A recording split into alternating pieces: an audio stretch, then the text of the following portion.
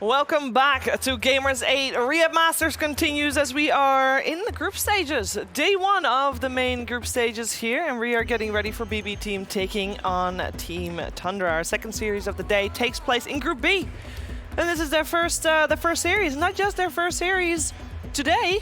No, both of these teams did not have to play in the play-in series.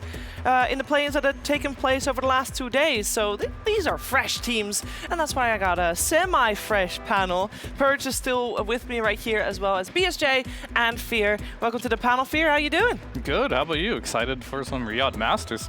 Yeah, well, seems like we already were treated to some great Dota in our opening series. Actually, most of our opening series have been pretty close, or pretty good games regardless. Brian, how you doing? Ready for today? I'm fantastic. This is one of my favorite series to start the day off after what happened at the Bali Major. You know, a little bit of a, like, Tundra won by default, but bbteam definitely had their number for that series. So I'm kind of going to see, like, what does bbteam do with that? Are they going to have, like, the revenge in mind? Are they going to have, like, we're just here for business? What are we going to see today? Well, I do think that there might be some people watching that don't know exactly what happened. But I do think that we should probably, you know, highlight what did happen in terms of the Dota being played, because there were actual games played. And in the end, it was bbteam that won. They later got the death loss on the series still. But the games itself, Purge, were very close. Yeah, they were really, really close. I mean, I think both of the two teams have just a really good chance going into the tournament, frankly. I mean, Tundra did so well there, and BB did very well. Other than, you know, the stuff that happened. Yeah. I'm curious what happens if there's a pause. Are they gonna this is a perfect time to meme. Like, if there's a pause, he should just like put his hands in the air for the whole pause or something like that.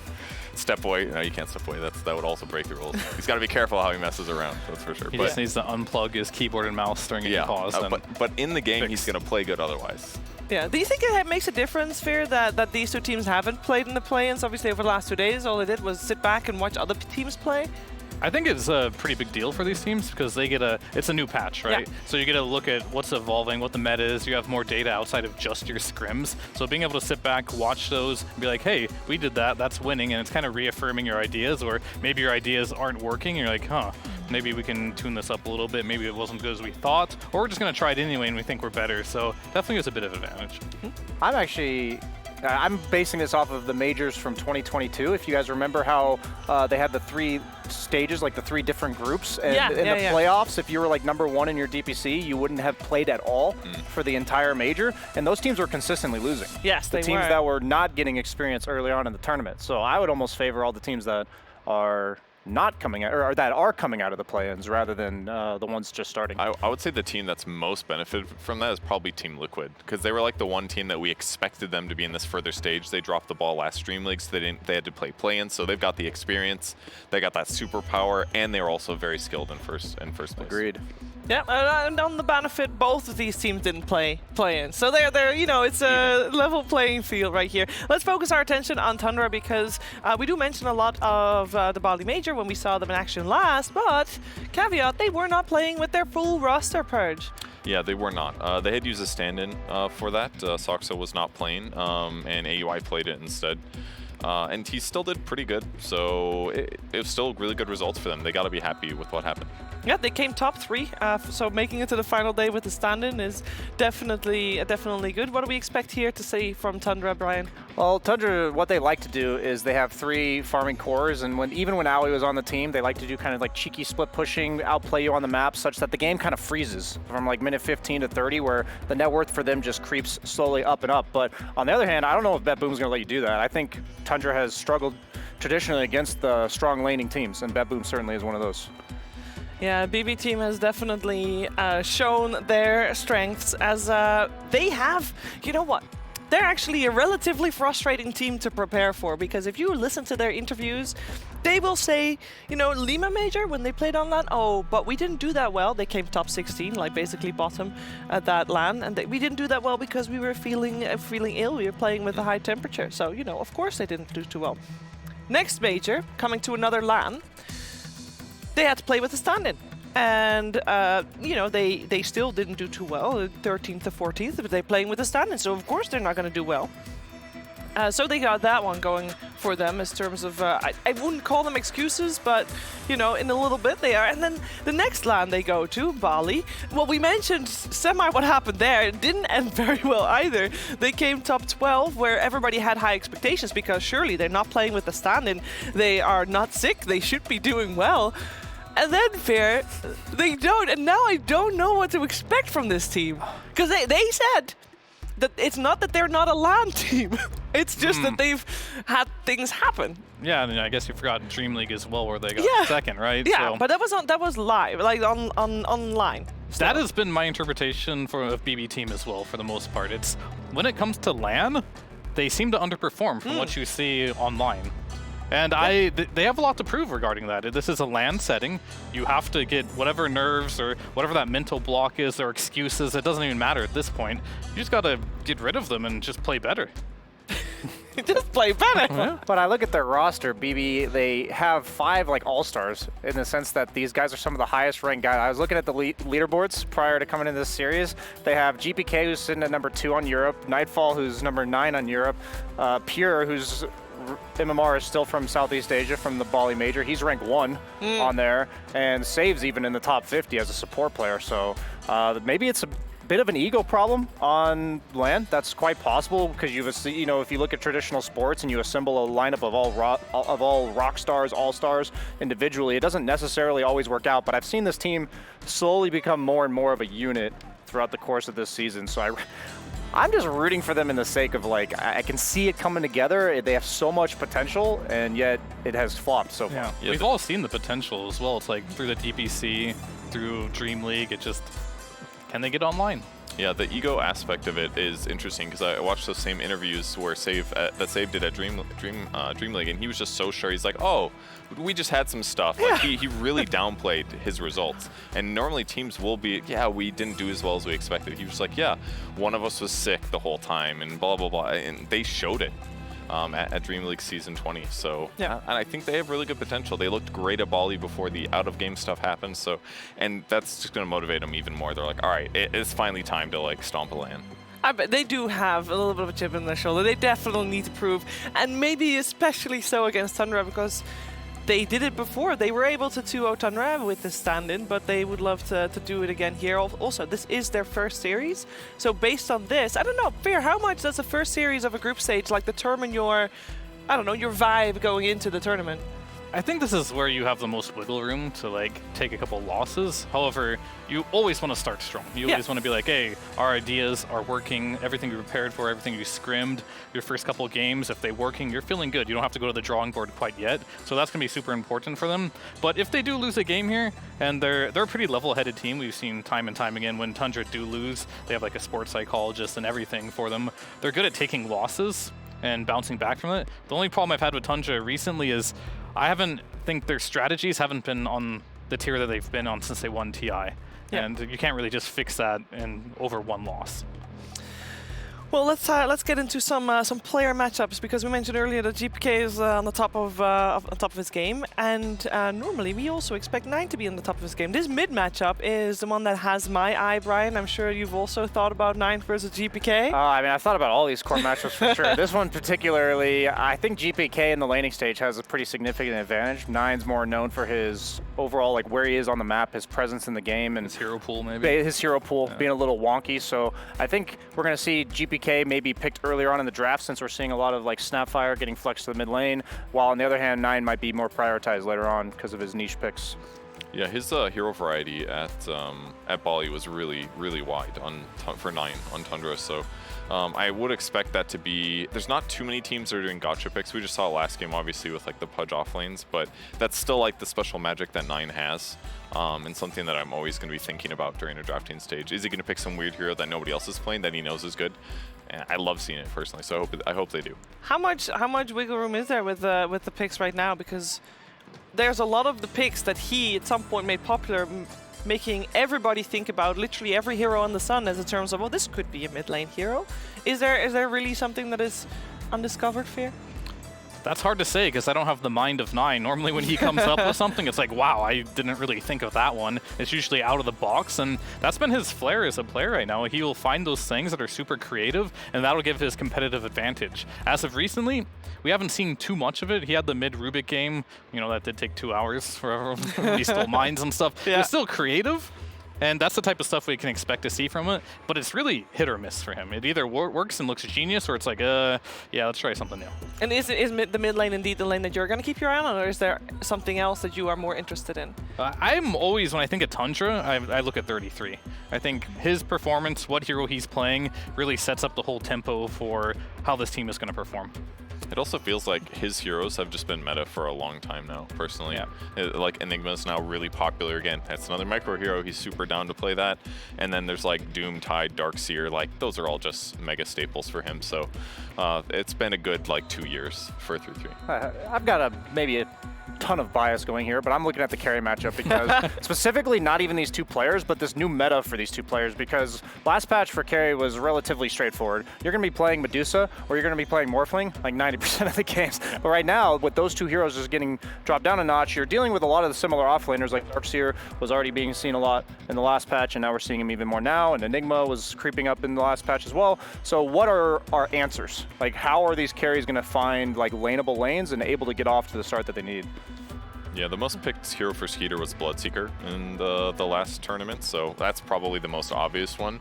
If you can get Bloodseeker against Darkseer, you have lane sustain, you'll transition, you can gank. Skeeter does a great job rotating every time his Rupture's up, so I could see that being a real big staple for Naga, them. I think, as well. It has done really well this tournament, and Tundra hasn't had a chance to pick it, but they've always had Naga and other illusion heroes in their repertoire. I mean, this should be a really good Skeeter patch because he likes the Slark too. Really popular. Bloodseeker's popular as well, so we're going to see what type of heroes are going to be prioritized going into this for the carry, because they have to change their role. As you mentioned, Dusa and Morph, they're no longer like no-brainer picks. You got to think about what you want to play. And so far, what is good fits Skeeter's hero pool. I mean, we saw Faceless Void making a comeback against the Slark previous game, and what's good against Faceless Void? Wraith King, and that used to be Skeeter's only hero in the pool. He loves Faceless Void too, actually. He does. Yeah. There you go. So this is a great Skeeter patch. We got 6 TI winners playing on stage in a little bit. I just wanted to highlight that. No, because I say playing on stage. Well, he's drafting on Sad. stage. Otherwise, I would have said 7. He might play later. You never know. That's true. I mean, we heard Like a 5% chance. I'm not holding my breath. for people that were tuning in like way before the stream, even before we were live, you would have actually heard an interview with Purge and Saxa. You asked him about that. Yeah, I He's harassed him. He was trying to watch his teammates play chess, and I was like, please give me a 3-minute interview. I interviewed him for like 7 minutes, and they played the whole thing. Yeah, but I thought that was very insightful, and he definitely seems to be on board with going the full distance here. Yeah, I mean, understandably, like they've done so many stand-in situations now in their squad. Dream League Season 19, same thing. Was it Aramis, I believe, that played with them? Yep. They did really, really solid. Expecting, I mean, usually you get a stand-in, you're like, okay, they're gonna just not do as good, but they've just been hitting it consistently. So now when they're at full power with the same people, like they just have to feel more confident, I feel like. Yeah, they've obviously been open about the potential, like to avoid burnout. They swapped some people around, so they seem to have fixed that. And what better motivation than a $15 million prize pool? I mean, it's pretty nice. It's almost is it more or less than previous TI? I think maybe. It's gotta be Depends cool. on About the the same. TI. I think it was 18 million for TI. For the 11. last one? Yeah, I'm Yeah. pretty sure. Yeah.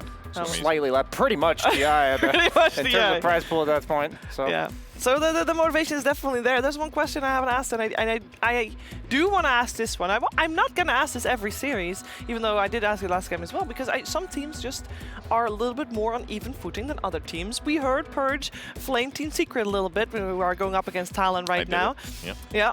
I wouldn't have asked you there who you think is going to win, because that seems the opinion was pretty obvious, but both bbteam and Tundra have shown great strength in the past.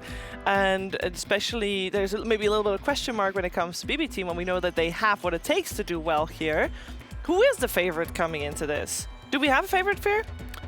Do you feel like I want someone to should say win? bbteam should be the favorite here, Okay. just because Tundra's been so inconsistent. Yeah, they got third at the major, but you know, you go to Snaking's Twitter, went 2-6, lol, got top 3, you know, those type of things. So like the consistency for Tundra's not there, and I still have like the Copium BB team on land. They're finally gonna get it together. You've taken their excuses, so you're like, yeah, you're right. Yep, you're right. Good excuses. I see where you're coming from. The Copium has definitely reached over here as well, because I'm thinking BB Team's going to take this one. I think that teams were scared of them at the Bali Major. I think like pretty much everybody's sigh of relief when they saw that they got the def loss and then kind of choked in the lower bracket against Azure Ray. So I'm definitely going to take them today. I think they're going to bring their A game. I think the only thing that might change it is just the patch could adjust things a little bit. Like they basically just drafted all the top heroes. Maybe that hero flexibility that Tundra has going for them could allow them to find some like opening that beats like the next best heroes. Because really,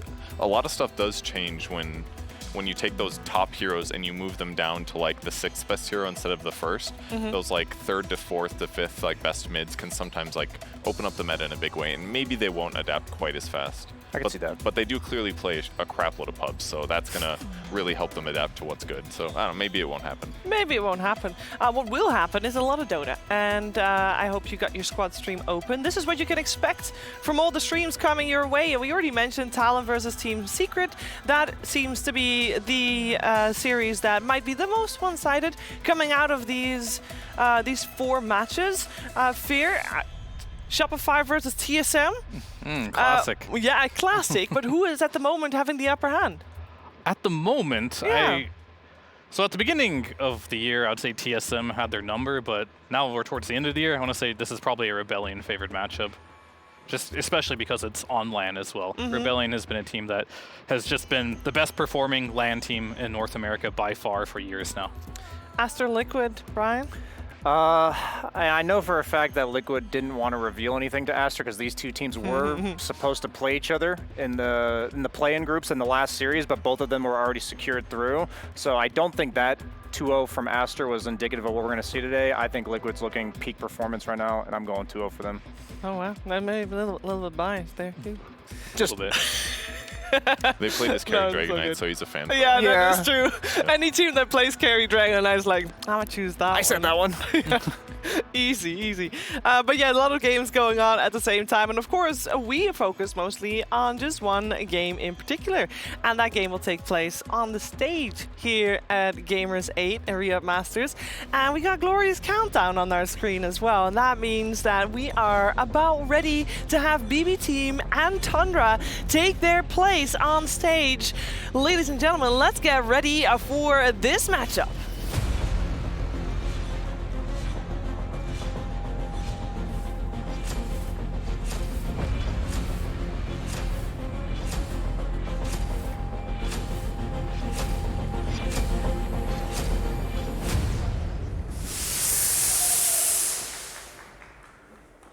It's time for the second series of the day, everybody. It's Tundra versus BB Team. And Fancy, these two teams have a little bit of history with each other. Yeah, they are not strangers to each other, and they have faced each other very recently, and we're very excited to see them on stage. أعزائي المشاهدين، جاء اللحظة اللي نشوف فيها فريقين ما هم غريبين على المسارح العالمية ولا هم غريبين أبداً عن بعض، لأنهم واجهوا بعض في وقت جداً جداً قريب. We're still in the group stage, though, so it's still BO2s. Our last series was a 1-1 split. Now we have to see what's going to happen in this series. خلينا نشوف شو اللي ممكن يحصل في هذه السيريس أعزائي المشاهدين، لأن الماضية تعادلوا 1-1، كل واحد منهم أخذ فوز واحد. خلينا نشوف شو اللي ممكن يصير في هذه المباراة. But things will be a little bit different this time. You know, we've got no stand-ins on the side of Tundra. We've got, you know, everything according to plan on the side of BB Team, so I have high expectations. جدا متوقع ان المباراة هذه بتكون شيء جدا مميز، خصوصا انه المباراة هذه زي ما احنا عارفين حصلت الاسبوع الماضي فقط، فخلينا نشوف شو ممكن يقدمون. Well then, without further ado, let's bring out our current TI champions.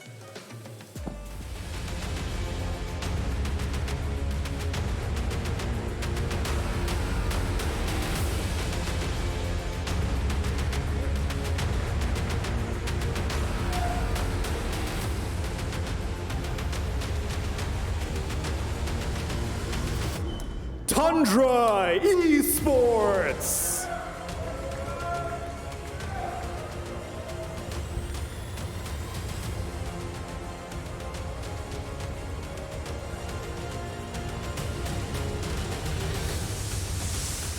They've started to get their power back as the year has progressed.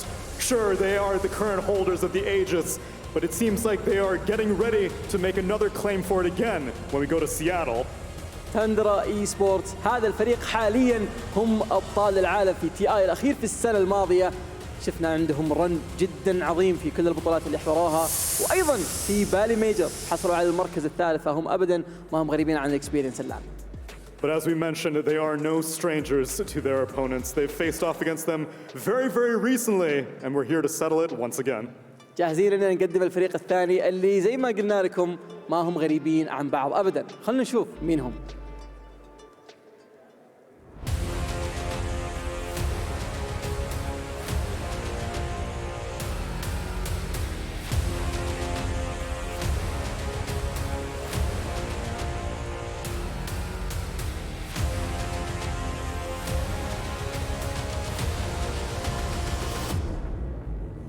رحبوا معنا بفريق بي تيم.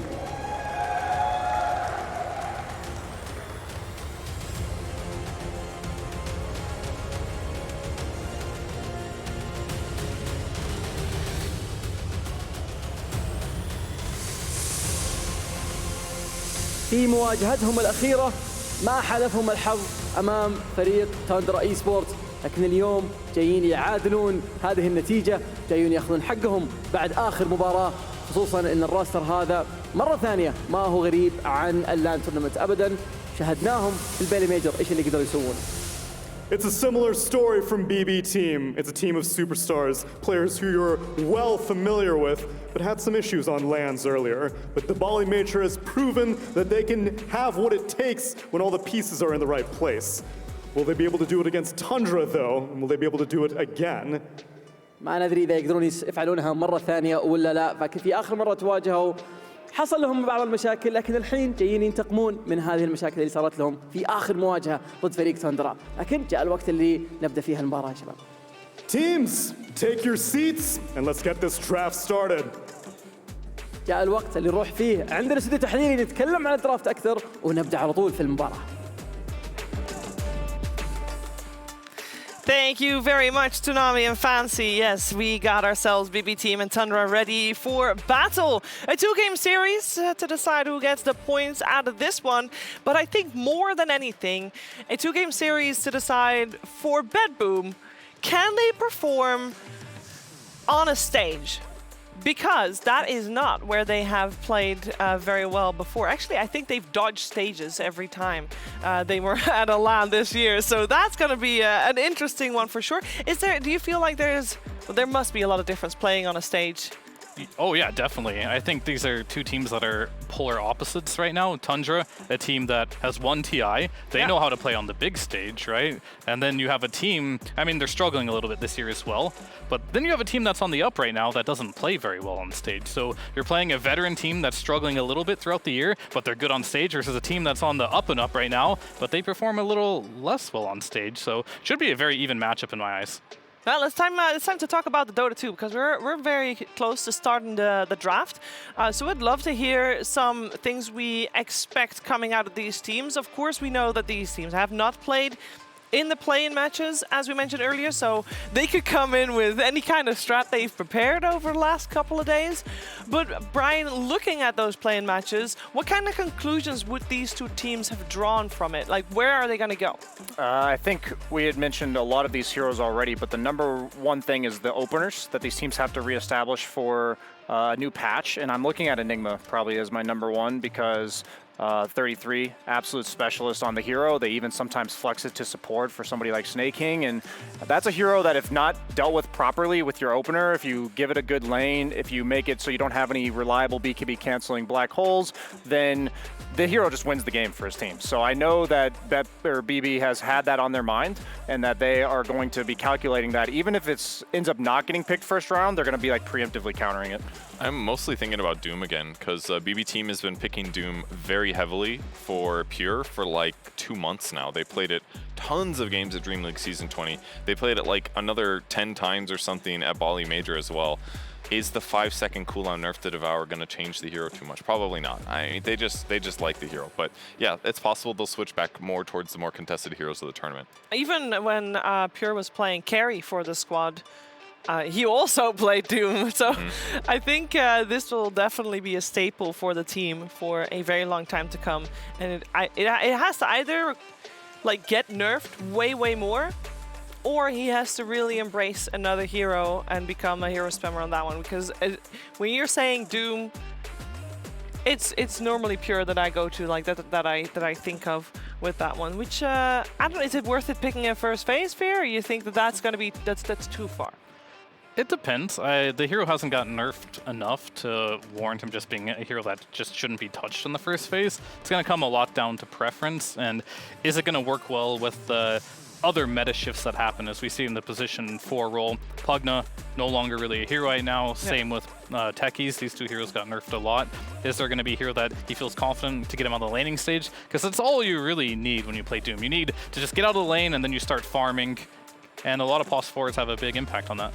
Yeah, in fact, bbteam's been picking maybe not always the 4, but their support in the first phase consistently, and most of them were Undyne and Techies. That's 2 heroes pretty severely, maybe not severely nerfed, but they were hit pretty hard. Techies lost 3 base damage. He lost an armor. His sticky bomb's lower cooldown. Undyne didn't get hit as hard, but he did lose some base health regen, and grab allies less good. So. I think what's funny about these teams is that you have the carry for BB against the offlane for Tundra. Those 2 players, Nightfall and 33, are 2 of the most versatile players ever. So I think that lane is going to be prioritized as like later on in the draft, unless it's Enigma for 33. On the other hand, though, you can pretty much expect what Pure is going to play, and then Skeeter has a very standard like type. You know, he has a type of hero he likes to play. So I think that dynamic alone is going to make these drafts interesting.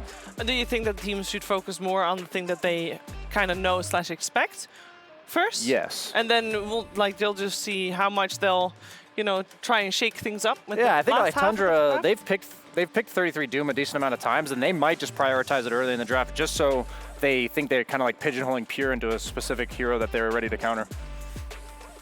Yeah, we could definitely see that. We're a couple of moments away still from that draft, and I don't want to talk about the value. You see pacing in the background.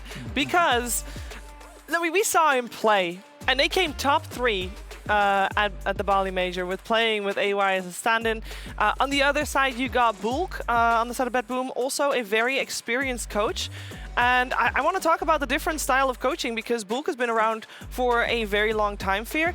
Do you have any extra information what type of coach he might be? I unfortunately don't know much about him. I know a lot about AUI. Yeah. I know you know a lot about AUI. No, I know you know a lot about AUI, but I was hoping maybe because we don't know, obviously there's a language barrier there. We don't know how much impact he has on the squad, but he's been with the team and active in the region for such a long time. He obviously is a great asset to the team here. This is a team that, Toronto Tokyo decided to go from Team Spirit mid laner to position 5. I think you have to have a good coach to be able to make that transition as smoothly as they did. That's very true. Speaking of AUI, you are allowed also to talk about him, though. Don't worry. I don't think for you it's a surprise to see him on this side of the coin. Yeah, of course not. He was even, like, when we were playing together at TI5, he was coaching me in a lot of ways of what I could be doing better in game. It's a very natural role for him. He likes talking about Dota. He knows about all the small mechanics in the game. Maybe not every single one, but more than most players know. And he can really just help you out with item builds, small little things you can do to get an advantage. He is a master at that. And that means he has his work cut out for him as the draft is actually just a couple seconds away for us now. BetBoom Tundra, Bulk versus AY. I do believe that Bulk and AY are more advising roles for both. I don't think Bulk is a coach that sits down either. We obviously see that where some coaches just make their players get up so that they can sit down and press the buttons. But you'll see them standing behind the squads here on the stage of Riyadh Masters at Gamers 8. Actually, not even a headset on yet for Bulk, so maybe the draft is not as close as I thought we were. But yeah, speaking of Toronto Tokyo and his switch to position 5, every time we'd ask him about it during Dream League interviews, he's like, yeah, it's fine. Been playing, and he seems to be having it as a very obvious thing Brian, that the transition was smooth? What he said that really stood out to me is you're coming from mid lane, right? You're the guy that's leading the charge. You're making a lot of these mid-game calls. And he said that at the start of his 5 position, he was still thinking like a mid laner, right? Yeah. He was thinking like, I need to tell my cores where I want them to go, where I want my team to move. And now he's like, okay, I realize now I have to take a backseat. I have to be enabling what they're trying to do. What are my core's vision of the game? And I need to buff them rather than enforcing his vision of the game. So I think that's like a really, it speaks a lot to his like humility as a TI winner mid lane, that he's willing to say, I think this region needs a 5. They need another Miposhka. He said specifically he wants to be the next Miposhka. Exactly, Yeah, and he's that like, is this cool. is what he believes is necessary for him to succeed as an individual and for the Eastern Europe as a region, and I respect that a lot, and you can see it in his play throughout the course of the season that he's playing more of the Undyings, the heroes that are more sacrificial. Yeah, so draft has started now, and first phase bans. Kind of reminiscent of the previous patch. Yeah. A lot of those 5-position heroes that bbteam was relying on are just going to make it through, but maybe they've been nerfed enough. Yeah, it's interesting that Brood and Timber are still getting so many bans, because for the games that they've actually been picked, both of them are rocking like a 35% win rate or less. So people are still respecting the fact that these heroes have flex, they have pretty reliable lanes, but the nerfs, that's showing, because at the Bali Major, these heroes were first rounded with high win rates as opposed to below 40%. I don't even think Brood's win rate, he's not even being banned that much this tournament so far, actually. It's Yeah, it's he's getting definitely up picked and down. later too as well. Oh, I see 50 bans. Is it that high? Yeah. Oh, you're on Dota buff. Gotcha. Well, I will say something that we didn't really have to worry about in the previous series that we watched on this stream. There's one thing that was something that I don't know if we learned it during the playing stage or we just got confirmed it. IO Lesh still very much out there, still very much a force to be reckoned with. People can beat it. It's not unbeaten, it's not unbeatable, but you do have to be very well prepared to deal with it.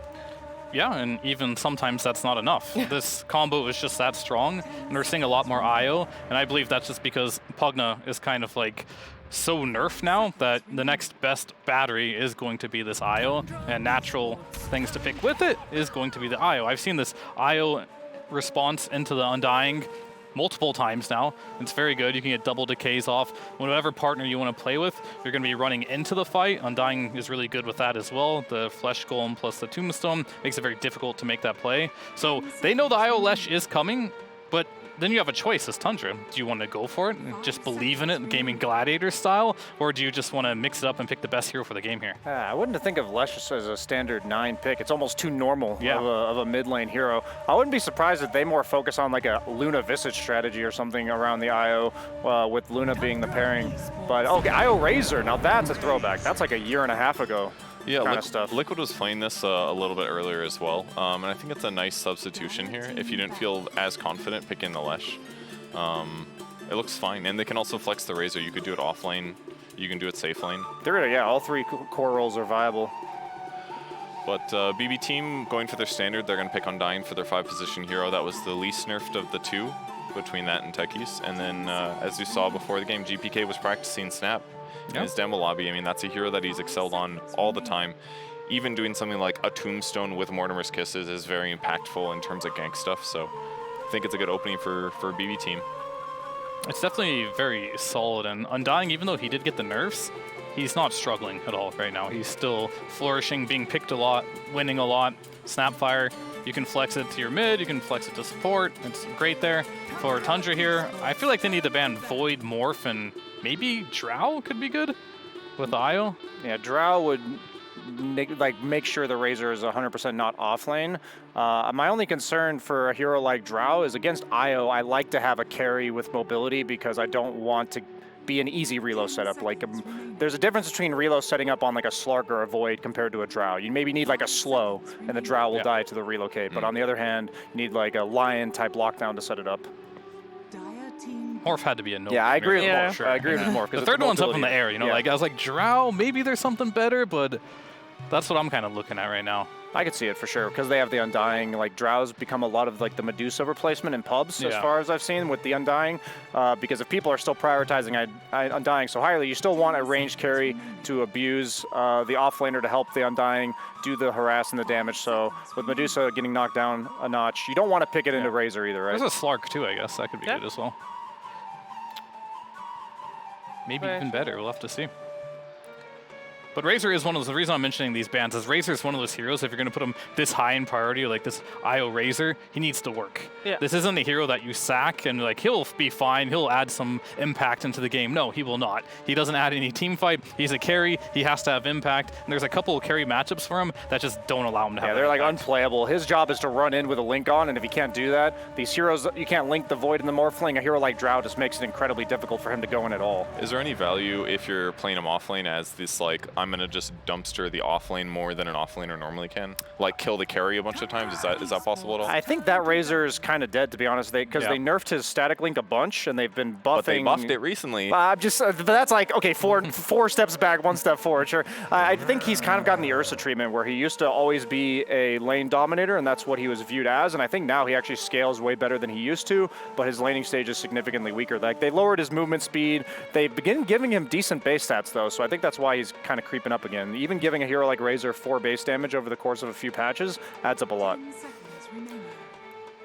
So on the side of BB Team, what should those bans entail? Because we have Batrider and Lion, that you guys already mentioned, banned out. Supports that setup reload. Control, right? Control. Yeah. Like, neither of these heroes have stun. And you do have relocate.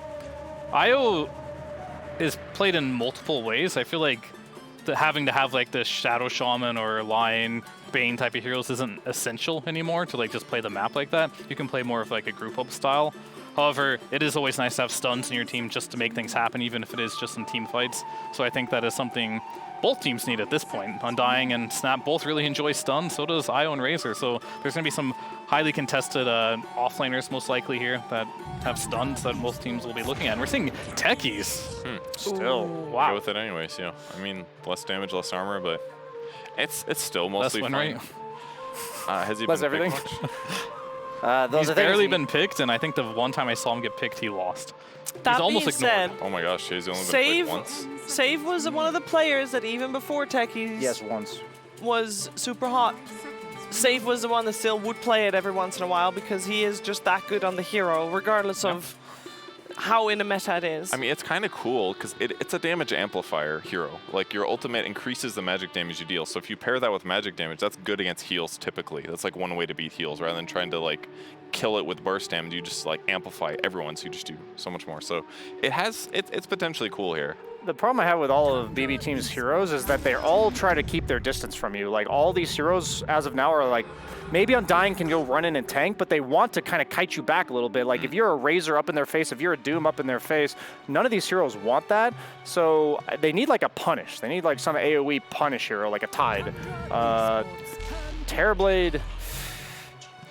It's a very successful carry so far this tournament. It hasn't been picked a massive amount. Its win rate's gone down a little bit in the last day, but 17 games, 58% win rate. It's going pretty good. It's like a carry that hasn't been nerfed, unlike the other ones. Yeah, he's a ranged carry, effectively in lane with the Metamorphosis, so he pairs well with Undying. He's always lane pretty good against Doom. He scales well against Razor, because usually you can buy Hurricane Pike pretty naturally, and you can also hit the Razor with your illusions. But I guess I'm just a bit nervous for, like, who's starting things for Boom or for BB Team They need right like now? a Mars or something on their last But that's pick. but it's pure, right? He doesn't play most He's of the gonna have to offlane learn pool. because I think right now I believe this is a fantastic Terrorblade game. Like, if you look It at their is. supports, like, they don't do much to Terrorblade. The Razor won't either, and the Doom. If you get the perfect Doom, perhaps. But biggest thing Terrorblade is worried about is like a lot of like long range magic damage, which you don't really have on Tundra right now. And maybe it won't fit Pure's playstyle to pick this Mars type hero, but in a game like this, I feel like you just have to. You have a Techies, you have a Snapfire and Undying. What else could you possibly want to play here? I feel like he's going to go for something like Legion or Tide, even though they're not good picks, just to be honest. Like, This plays Axe too, Axe which I also into don't Razor enjoy. Doom I would not want. Yeah, I think you want to punish them going on your other heroes, because Tundra, like you said, these heroes don't want to get poked. Like, you have a lot of long range from the Snapfire, the Techies, even Terrorblade builds into long range, so like it's going to be a matter of Tundra gets up in your face, can you actually push them away for even just a few seconds to weaken them enough to stall out the fight. But in this case, like, I don't know what that is for Pure. Yeah, I mean, I think you're right that Tide does sound pretty cool for that. Like, if you just buy enough time to, like, stack up zombies and land the Mortimer's Kisses and let TB get into a good position, or, like, disengage from a Razor or something like that, it really is going to be a lot of damage output. Well, we saw in the previous game we watched, there's the similar need coming out of the offlane. We had also Beastmaster and Legion banned out, same spot, because of the need from the offlane, and then we saw Pudge come out. Yeah. The real question is, what is BB team reading here? They think 9's going mid on one of these 9 heroes? Razor. 9 Rubik? He did 9 played Razor at Rubik. the Bali Major 3 or 4 times. 9 played Rubik at the Bali Major. That's as well, true. Ryan. Could be support Razor. I mean, Please Skeeter loves his carry Razor too. I think when they pick TB, you go for a different carry. I think you don't give yourself that carry to carry matchup. Okay. Because if you're a mid Razor, you can just go like Halberd and Shivas and not feel too bad about it. But as a carry Razor, you pretty much have to go like SNY Butterfly. What if he goes like some Wyvern mid or something, 9 style, and tries to carry the game that way? I would be Razor versus shocked Snap that good? if it's not a PL. Razor versus Snap? I mean, probably not, but you can match his damage a little bit by stealing it. Okay. You can rotate side lanes decently. I feel like If they Tundra don't see it strat's coming. going to be make it so Terrorblade does not 1v9 this game. That's what this Yeah. pick has to do. I would pick PL even though it's going to be weak for lane. It doesn't synergize with your lineup all that well. It's really good against all 4 of BB team's heroes, and they already banned out the Legion, which is a good lane matchup. Like, Beastmaster and Legion are both good against PL, so I would lean towards that for them. We'll see, though. I could see PL being good for sure for the game. It's just, does Tundra want to go that route? Do they want to pick this hero that is just going to be the be-all, end-all carry for the game? Yes, they do. But kind of make their lineup a little bit weird. It's wonky for right? sure. Because PL, he will solo carry this game almost no matter what they last pick here for BB team.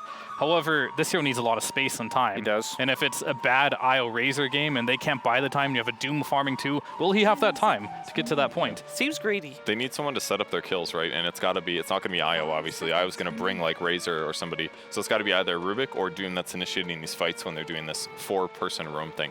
Pure is set up to free farm here. He could go like Axe, he could go Tide. No matter what he picks, it's pretty much guaranteed free farm. My concern with all the heroes that I'm mentioning is they're all good against PL, but they're bad against Razor Doom. So I'm kind of wondering, like, do they prioritize the lane for him? Because if they just win, like, Undying Terrorblade lane, that should be favored. Snap's a strong laner. They could just win all 3 lanes, and that's a simple strategy to ending Tundra's game plan. Yeah, I feel like all Pierre's job here is to just set up GPK's ultimate if he's playing the Snap, or set up save to be able to go in. Even if it's not good one-on-one, they just need that stun, right? So they can hit these abilities. Even TB is a hero that you hate it when the team just kites you, right? You want to be able to just pop your Metamorphosis and get hits in. I think that he has a very simple job this game. I would go Axe, I think, if I was Pure here.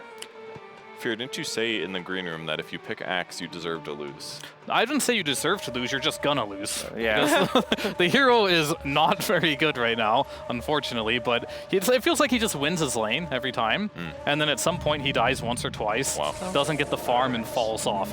It has a very big effect of, if you die a couple times on Axe, it feels like there's no comeback. That's my Define a biggest couple, because we also just said that there's not that much that Tundra can do at the start of this game, so that means that Axe is gonna live. How do they do damage to Axe without attacking him with their lineup? They have to link PL him. and a Razor.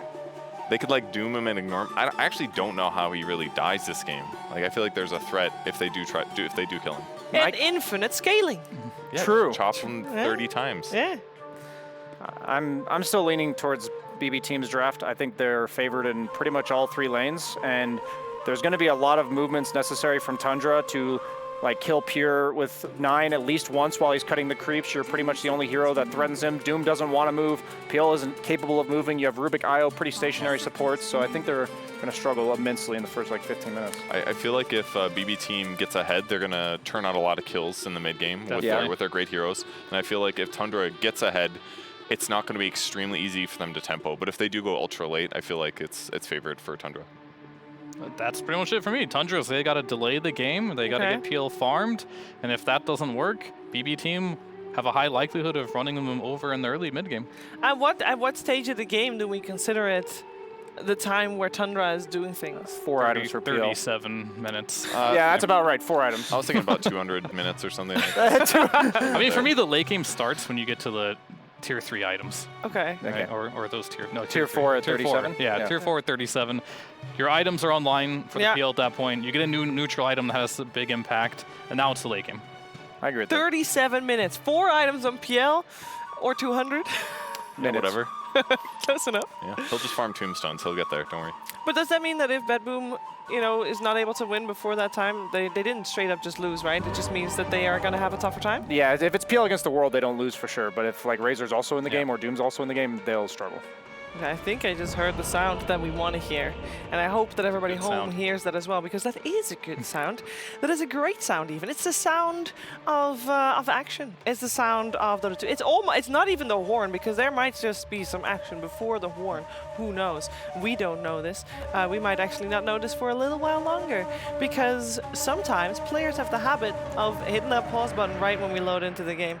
The question is, will they do that this time around? It doesn't look like they did. And that is great news for every Dota fan around the world, because that means Tundra versus bbteam is coming your way right now with Cap and SVG. All right, time to get into a matchup that is looking like, I mean, I don't know how you feel about it, Avery. Actually, I kind of know how you feel about it, but I look at these two teams as being teams that are in the list, probably in the top 4 teams' favorites for being able to win this whole thing. Definitely 2 of the top 5. Yeah. I mean, maybe Tundra isn't in a lot of people's list, but I think a lot of people are wrong. So you have them on your list. I have Tundra winning this event. Okay. And where do you think BetBoom is? I mean, God, I hope somebody BB other team. than Game wins. I think BB are up Yeah. there for sure. I think if BB can continue their success with the lane dominance, that has been a large factor for them beating a lot of the other regions outside of Europe. And even within the Europe, I think they're one of the few teams who have shown they can easily contest gaming Liquid in the early 10 minutes, right? Then that is where their strength lies. But the big question is, can they continue that dominance? And it's been hit or miss for them over the year. So this is like the first real Skeeter. test in the clutch. He did not make it up the cliff. A bad doppelganger is going to put him in a nasty position. He's going to be run down with a battle hunger on him, and that's going to be your first blood going over to save. So bbteam already off to a great start, and it comes to this off lane because they're going to get some serious damage on a Snake King as well. He has to use the tether on the creep wave to get out. That is a very bad kill to give up. This is an IO lane with a fairly defensive carry and Phantom Lancer. This is not a lane you win if you're Tundra. This is a lane you survive. So you're giving a pretty nice start here to Axe Techies, one of the craziest offensive lanes probably in the game. Yeah. This does not bode well for Tundra's safe lane. And again, as the panel said, this is a lineup where you cannot give BB too much breathing room in this early game because they're going to run away with it no matter what. You can't really stop it. Unless Razor just goes Super Saiyan and he's 10-0 at 15 minutes. The first 30 are not yours to win. It's yours to get through. What did you make of this Razor pick, by the way? I mean, I feel like it's kind of interesting. It's bold. I think if you don't get IO Lesh, IO Razor is up there, or it's your alternative. It's a lot more flexible. You can put this Razor on 3 lanes and be a lot more confident with the physical scale, which is something it gives you. It is one of those very strong combinations, especially for Europe when it was in the meta. I feel like Liquid abused it the most. Yeah. And so everybody in this European top 4 or 5 is very familiar with how to run this strategy, and they're very confident in the late game with it. I think that's where they feel very comfortable. I think the Razor can be strong in the mid game too when you play it off of mid. The Isle just connecting in with super amped up move speed, very tanky. You have to respect it. And there's not a lot that stops Razor during BKB in this game, which is I think what Tundra have to play for. Get an aura or 2 on the Doom, pump it into the BKB Razor, he just goes in, he links one of these cores, and you chase him down. You take a kill, and you take the fight off of that. Tombstone gets dropped. Immediate telekinesis is a response from Soxa, but he knows he's given up his own life to save his offlaner here. Yeah, Can't even touch the Tombstone. Didn't stick Fairy Fire for that. Maybe you get up the hill, kill the zombie. Saves it for another day. It's not first blood, so not the worst, as Skeeter already made that not as bad for him. And honestly, I was about to say this lane doesn't look too bad, but 5 CS on Skeeter, yeah, it looks pretty bad. Yeah, it's not going well. Maybe his regen is fine. Yeah, but that's he's what I not thought. getting a whole lot of CS. I was like, damn, the regen looks better than I thought it was on this lane. You can dodge some of the mines. IO will be good over the long run. God damn, these early waves are going to be tough. And that is the Axe pick. I think they were debating between Axe and Pudge. Were the two for Pure here. The Pudge is probably going to scale a bit better into this Phantom Lancer. The Axe is going to give you a lot more early game potential, especially since he has a free lane. It gives him a really early blink call for the techies and the Snapfire to follow up on. That was probably what they were debating, which one is worth more, and they just want to amp the aggression with the Axe. So you are really looking for a fast blink, Vanguard, probably Blade Mail BKB for Pure in this game, and then BB supports are going to be really enabled, as well as their mid here. Man, 33 is just getting smacked around, and they do manage to get the kill on Snaking at bottom. So BB team, once again, Save is able to get another kill off of this lane, and I feel like at some point in time, even if you are struggling to get the kill, just beautiful mind to set that up in the first place. Even if you are feeling like, okay, maybe we can't get these kills anymore, the Axe can solo this lane, and then you can go gank mid all you want. Absolutely. And you've got the dire side advantage over mid too, where you're sitting on that cliff, which is great for techies. He's probably the best hero to use that. I mean, I think it's hard to gank the Razor because I don't think the Razor gets low with Plasma Field spam. The lane you can gank is this top, however, right? Every Tombstone you go through the gate, you appear as techies with a Tombstone meta skirmish. You're super happy to take that for BB. You're Yeah, gonna you want to accelerate shut down Nightfall. this Doom as much as possible Exactly. early, right? I mean, it's a 33 Doom. So anytime you can give him a slow start, you're very happy. And he is having a very slow start. This must be one of the slowest I've seen him ever have. 7 CS at 4 minutes. And he has a tornado creep. Toronto Tokyo has given him the business up here. And it's not getting much better. All 3 lanes going extremely well for BB. This is their comfort zone. This is how they like to play. And it's starting out damn well for them. Scary position to be in if you're Tundra. This is a Tundra team that is very good at stalling leads out, creating a defensive position on the map, and out-efficiencying you. So by no means is this a position they're unfamiliar with. It's just a risky one. You're adding fuel to the engine here for BB. They're going to start to crank it up. Nice little courier snipe. That's value right there. That is pretty nice. They're going to go for the punish. They do not appreciate Zoxa doing that. No, they don't. They'll get the kill on him, and they're going to turn back and fight into 33. Can Nightfall go toe-to-toe here or not? Still a Fairy Fire on him, so he could definitely turn a bit. And yeah, he's going to start laying some damage back on a 33. Don't think they've got this kill unless the Decay. He doesn't have the mana for it, but another hit. Toronto Tokyo takes it for him, so Nightfall can collect the kill. I mean, he wanted to die there for sure. Unfortunately, 33 gets the XP off it. Yeah, I think that's a little he's sad. very happy about not getting much in that lane. Does not have a good small creep to go eat. This game might come down to how much 9 can do. He's still free farming mid. Very strong levels here, and it is a hero that Tundra can fight around with the Rubik and the IO. Here comes that gank that we were talking about earlier, but as you pointed out, He's so high. You're never really low HP, so you have to do it 100-0, and with the kisses, they got him. Never mind, that looked incredibly easy. He did have Fairy Fire Wand Raindrop. I guess Mortimer Kisses just don't care. Yeah, just overwhelming amount of damage there. This is a mega wave, though.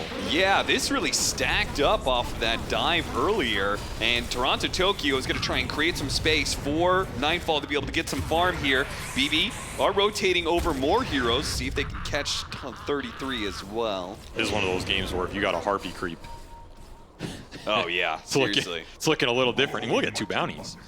So Tundra, again, eking out some small wins here with courier kills, some bounty runes. It is a lot of team gold, which they need a lot here because... yeah, because they're down 2K right now, so... Yeah, the kill's not going their way. Even 9 came up here looking for some momentum, and we'll probably find it on Toronto Tokyo as he has no escape. Remember, that big wave was hitting this tower, so they got some tower damage out. Yeah. Pretty nice opportunity that they're seizing here, forcing Nightfall off some experience. Solid rotation all around. Back to Pure, who was free farming with a Vanguard against a Phantom Lancer. This is going to be a very, very big axe, unless his rotations fall apart. There's nothing Tundra can really do to him, unless you rotate the Razor. Would you go Blade Mail before the Blink Dagger in this game? I mean, it's pretty value against both Doom and especially Razor. I don't think he has to this game. I actually think second item Blink is pretty solid because you have Techies, Undyne, and Snapfire to play around. That's true. You have a lot. Follow-up. You have a lot to just throw in there. I think your Blink goes are pretty reliable this game. Okay. I mean, there is always phylactery. Dare I name it? One day, someone's going to do that build. It's going to look glorious, and then you are going to look. You know, like I have a fool. friend who's spamming that right now. Yeah, I bet he's pretty good. I bet he's been listening to the cast. Yeah, is AUI 2000? No. No, I don't think IUI is doing that. Radiant's middle tower. I mean, Tundra was the phylactery team, so. Really good use of the cookies here. GPK setting up 2 different kills. He's just going to casually let Toronto Tokyo have at it, which does cause him to dive in deep here. The kiss is to try and help him out. 9 is going to be slowed down a lot here with the zombies on him. Ooh, the last hit. I think he's dead. Last little scatter blast, and with the zombies sticking onto it all, he's going to get snaking as well. 3 kills for GPK to be a part of in that mid-engagement. BB team are going to be very happy as they continue to get more. Never mind, 33 is going to take a shortcut. Yeah. Oh, Save still catches him, slowing him down, and 33 is going to die. Nice moves with the Hurricane, but they weren't good enough. This is looking like a rough early game. I don't know, you just got to go to your Razor and pray, I think. Because you can't really go to these side lanes. There's just no skirmish power there. And the Tombstone levels have really paid off for Toronto Tokyo. Yep. This is the problem with giving Undyne a really good laning phase here. He almost always pays it off. Like yeah, he levels it up. He hits 5 off that kill, levels it up, so Tombstone even more effective for this engagement. He almost didn't even die there. This is Arcane Rune for 9. You're not getting any value out of it. At least Snaking got the Tombstone kill. You know, you got something going for you. You got some stacks here to fall back on. Yeah. So again, you just got to power through this Razor. I will say, Skeeter has done pretty damn well at finding some farm in this game. He's not getting forced out of bottom areas. His Phantom Lancer he's doing pretty decent, honestly. Maybe better than he has any right to be with how untouchable Pure is right now on the Axe. I almost think Pure is maybe playing it too defensive. I think he's afraid of like a Razor TP into getting chased down. There's not much TP when you have a cancel, lane though. that's going that well, the worst thing that can happen is you throw it away by getting too aggressive. Right, but it would take 4 heroes down there for Tundra because you have Lift and Infernal Blade. If the Razor goes on you, you TP to tier 1. Yeah, that's true. Who cares? You are lagging. Like, I think this is a game you get behind that tier 1 as Axe and you start finding this PL in the jungle or pulling waves to his camps that he wants to farm, and then you're just mega fat, right? This should be a top 1 Axe. I'm actually surprised. I mean, he's only behind his 2 other cores, which are getting kills, so I don't think he feels bad about that. Still, it is something going Tundra's way here as they kind of get out of that lane at least. Looks like GPK needs to make some adjustments here. I mean, he realized halfway through the game that he could hear his teammates, so he's trying to figure out how to mute everybody. It's like, guys, I need this to be like my pub environment. See, that's why the tech help doesn't really understand. He's like, no, everything's working. He's like, yeah, that's the problem. I need my audio off.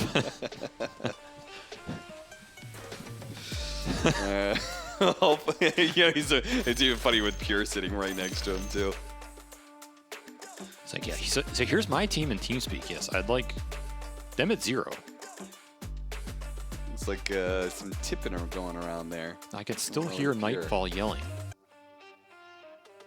Well, I'm sure they'll resolve it quickly here. Some tips go out. Small chat goes out. The tension rises. Yeah, they look very tense. I will say, Save is always the most serious person on this team. Win or lose. Save has like resting, he just resting I want to die face. That's what it is. That's a little extreme. Are you telling me it doesn't look that way? His teammates are all laughing and having fun, and he just looks like vaguely pissed off and depressed. He does always look angry. Maybe he is. Oh, look at that expression. Wait. Oh, cracked a little smile there? That might be the happiest I've ever seen him in his entire career. Quite literally. I don't think I've ever seen him in a better mood. You know, someday he might win an Aegis. We might see some teeth. Might see some pearly whites. Can't wait for that winner's interview. Oh, God. They actually are one of the worst teams when it comes to interviews. They do not enjoy them. However, they do enjoy stomping an early game, and that's what we've got going on here. 3 of the top networks for BB, though Tundra, one of those teams where even if you build an early lead, do you feel good about it? I was going to say, what kind of things are Tundra going to be doing to get themselves back in the game? Because I don't think, first of all, they don't have the AUI 2000, Visage running around. To be fair, though, the stuff AUI does is cheeky. It's not always winning you. You know, it stalls the game. Yeah. You have to be stalling for something. Yeah. Right, yeah. Yeah. So the question is, what is Tundra going to be doing to get themselves back into a position where, well, or stalling out the game? They've only got really IO. Yeah, there's not much stall mechanism. There's not a great split push heroes. I guess you can force lane super deep and reload people out. I mean, that's about it. Rubik and I are really bad at cutting waves or creating some sort of cheeky map pressure. So it's pretty much just try and take defensive fights around tier 1 mid. That's the tower you want to hold up as long as possible if you're Tundra. Have Skeeter find some cheeky farm on the sides of the map, and then just stack everything up and hope you get good defensive fights. Whereas BB are going to ramp up the pressure here with the Atos Snapfire. He is so damn farmed. Scatterblast goes out. Rod of Atos locking him down, allowing the cookie to land, getting a lot of damage. So by the time that Skeeter finally uses that doppelganger, it's going to be easy to find the real one, and Pure set it up beautifully and gets the first chop of the game. Number 1 stack on the board. Tundra are getting some good tier 1 pressure, though. This is what IO Razor can give you, especially with the catapult behind. That is a lot of tower damage. TP, canceled there from the Snapfire, deciding against it. Last hit. Oh, save takes that one away. Show me the player cam. Radiant's bottom tower is under attack. That's exactly the expression I Look at him. Woo! It's like you guys like that one. Of course, GPK can't hear him anyway, so. GPK, what'd you think? What'd you think about that one? GPK. This team is entertaining. I say that. Though these net worths not looking too bad, right? They got through another big stack with the Razor IO. Yeah. And eventually they're going to run out of stacks, though. It's true, but this lead has gone down from 3 to 2K, so Tundra stabilizes this game, especially getting that mid tower. Okay, it gets denied. You're sad about not getting the gold. It's still a pressure point Pep or BB don't have to go to make some of these mid wraps and stuff like that. You can also force this lane in deeper. It creates some space for you to operate. Do you think Game that of small things adding up. accidentally canceled his TP? I see no reason why you wouldn't want to fight that. know. You still had kisses. I think he thought they were going to back off, and it's just a split-second thing of, oh, it's defended. I don't think he accidentally canceled it. And Midas up for 33. His recovery is going to start on the Doom, as we've seen many times. Another cheeky curriculum. Follow that courier. They want the real prize. Now they're going to find him. Pure could have completed that. He could have gone through the gate, but yeah, Zoxa will get there in time now for the telekinesis. So. Wow, that is very awkward. Yeah. He actually just would have gotten out. Yeah, I mean, he can't know that, right? It's a smoke. He probably assumes there's a stun there. Yeah. So I can't really blame him for that one. Just unlucky. And meanwhile, BB are going to look for the return. Yeah, you kill our Axe, will kill your Doom. Not even having to use the kisses for it. GPK. Yeah, he's going to hold the Tombstone, so this will be a push in combination with that meta usage from Nightfall. One of the things I like about BB is even when they're winning these early games, they don't pull their carry off the safe lane. They don't give up that tower. They don't give the space to their opponents. In fact, a lot of times they go and gank there. I think it's one of the things the CIS carries do better than almost any of the other regions, is when they're winning the game, they don't give you that space for free. Yeah. And it pays off. Like here, you get a free tier 1, you get another offlaner kill. Suddenly you can invade their Ancients, you can get deep wards, you can take stacks away from the enemy, like this juicy Ancient stack right here. All this is a benefit from Nightfall staying up there and creating the point for BB to smoke to. Now you put that Tombstone to use. This is where you can rebuild that lead and take away the efficiency from Tundra. You just stole 3 Ancients from them. Just like that, on top of a tier 1, on top of a Midas Doom kill. Do you think that the idea that you just mentioned from the Eastern European carries being able to hold their safe lane in a winning situation, do you think that's one of the reasons why Eastern Europe has managed to challenge the Western European teams better than any other region? I think it is a big deal. I think if you look at China, SEA, and NA, they give it up a lot more often. Yeah. 33, overwhelmed as he tried to go for the Wisdom Rune and surrounded by BB team members. Now you'll notice I did not say SA. SA is good at contesting it, yeah. Well, no. I actually think SA do give up their safe lane, but that's because most of their carries are psychopaths, and they're at your mid lane at like 8 minutes. Yeah, I was gonna say SA is just like he's just crazy aggressive. So you just get overwhelmed by them being in all your lanes. All their the carry time. might be in any lane by 10 minutes. You just don't know. So that's another way of doing it. They are active. Here. It pays off. BB get another stack for Pure. Nightfall is very far ahead now, and the levels also reflected, as we just saw. They're like level 11 on this Terrorblade. This is kind your of illusions game are you strong. want to see from your Axe, right? Gets the Blink Dagger, and then is successful enough with his rotations that he's going to have a very, very fast Blade Mail afterwards. No TP for save, but he is very tanky. Already has Vid Booster going into this Vessel for the IO. It's going to counteract the heal. He's got 1,500 HP almost. That would be nice. Tundra, need to get out of here. Nine's going to TP. Very Snap long. expecting that Centaur to stun. I mean, imagine you TP'd on the hill and Roche canceled your TP going through. Oh, yeah. Aghanim Scepter almost done for Skeeter. So, a very early Aghanims. I feel like, isn't it usually like second? I've seen it first. This is a pretty standard build for a lot of the Chinese Phantom Lancers as well. Okay. I think it just gives you more stats, more survivability in the fight. The damage exchange between this and Diffusal is worse than Diffusal, though not by a huge margin. Like, the damage adds up with the Lances. It's also comparable in farming speed. So if you feel like you really just want to get this Ags, maybe take a fight, or end up in some skirmish where you can contribute more without going in with your main hero, it gives you that too. If you wanted to just purely focus on farming, would you still go like Yasha first? Yes. Which he didn't have any of the camps to do, right? Yeah, I'm just curious, like, if Tundra's actually going to fight with this Aghanim Scepter at all, because I feel like they can't. Probably not. It is a decent split pushing tool in theory. You can like lance waves, it pushes a little faster without having to show your real hero. If you're scared about getting axe called on the mat with a bot's Snapfire joining you. Sure. I don't know, maybe these small things add up for Tundra. This is a team that will think about them as they continue to try and hold the net worth even here.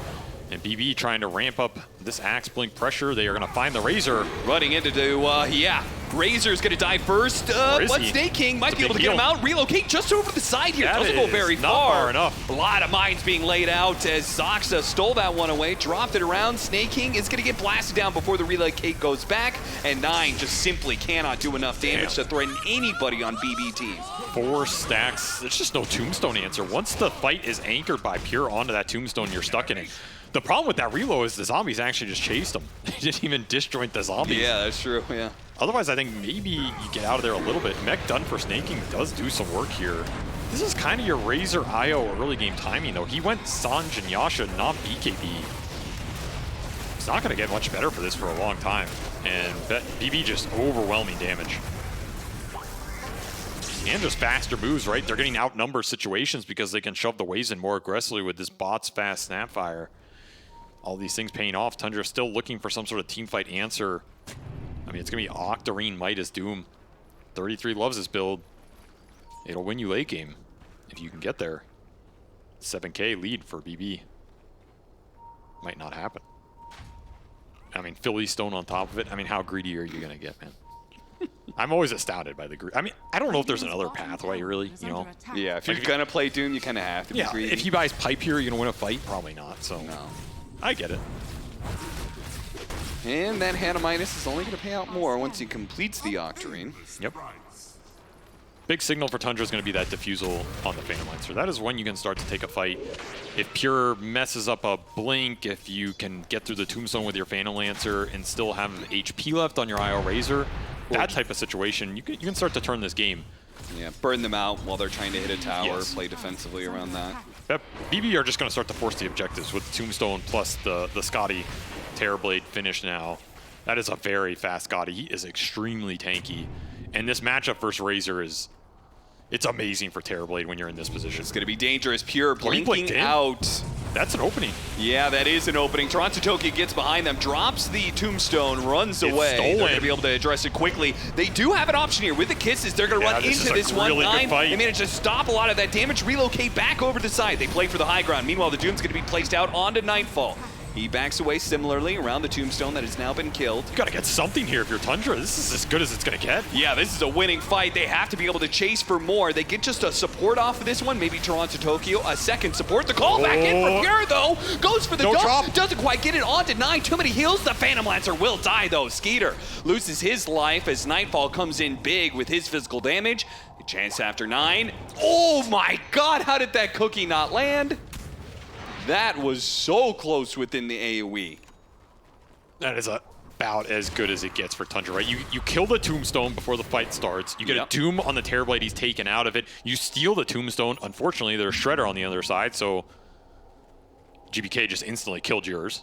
I thought Soxa was going to throw it more defensively because they were also reloading back. Yeah, if he kept it on the high ground. Yeah, it could have been beautiful. Unfortunately, the fight got displaced a little too deep, so he had to throw it aggressively there. Still, we're seeing some glimmers of what that team fight looks like for Tundra. The damage is there, right?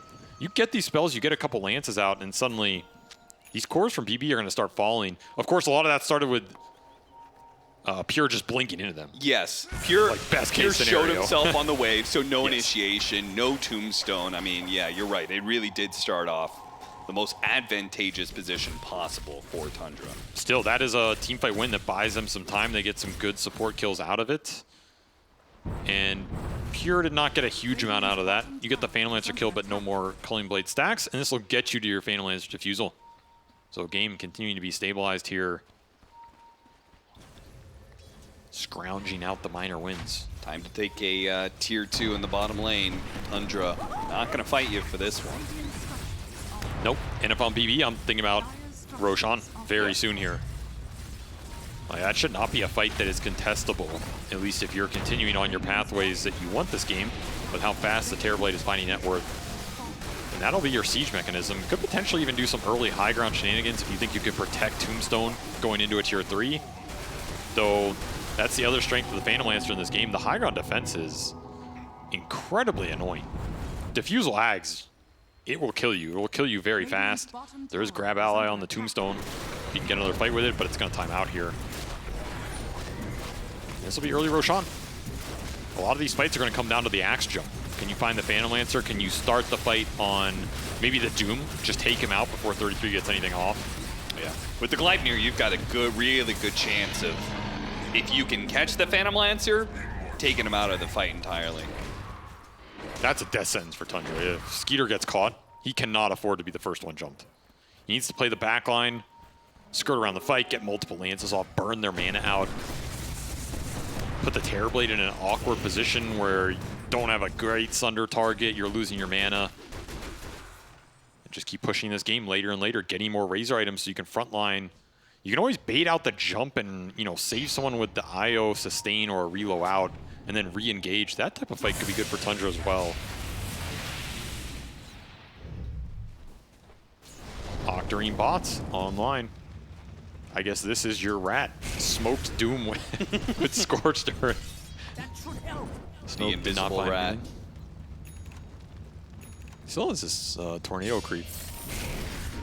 Pretty much tells you how Tundra are thinking about these fights. Just disengage it. Dodge, dodge, dodge. Aegis. Timer's ticking out. What are you going to get done with it? Do have a deep ward bottom. Yeah, you've got a BKB, Manta, Scotty. This Gleipnir is complete. You've got all of the tools you need to win fights. Oh, very, very good read from Tundra here. They do have the wards for it. Still, being able to push that deep, it's like it's a game of cat and mouse, right? You want to push deep enough, you know they're running for you. You need to bait them in just enough that you create space elsewhere on the map, and that's what's happening right now top, as Skeeter gets to clear out a lot of camps. And there's Nightfall just bulldozing through, like, you know, he's just a... I mean, if BB want to force the 5v5 by going high ground, they can here. They have BKB on Axe. The jump is pretty secure here. The biggest thing is the Tombstone drop.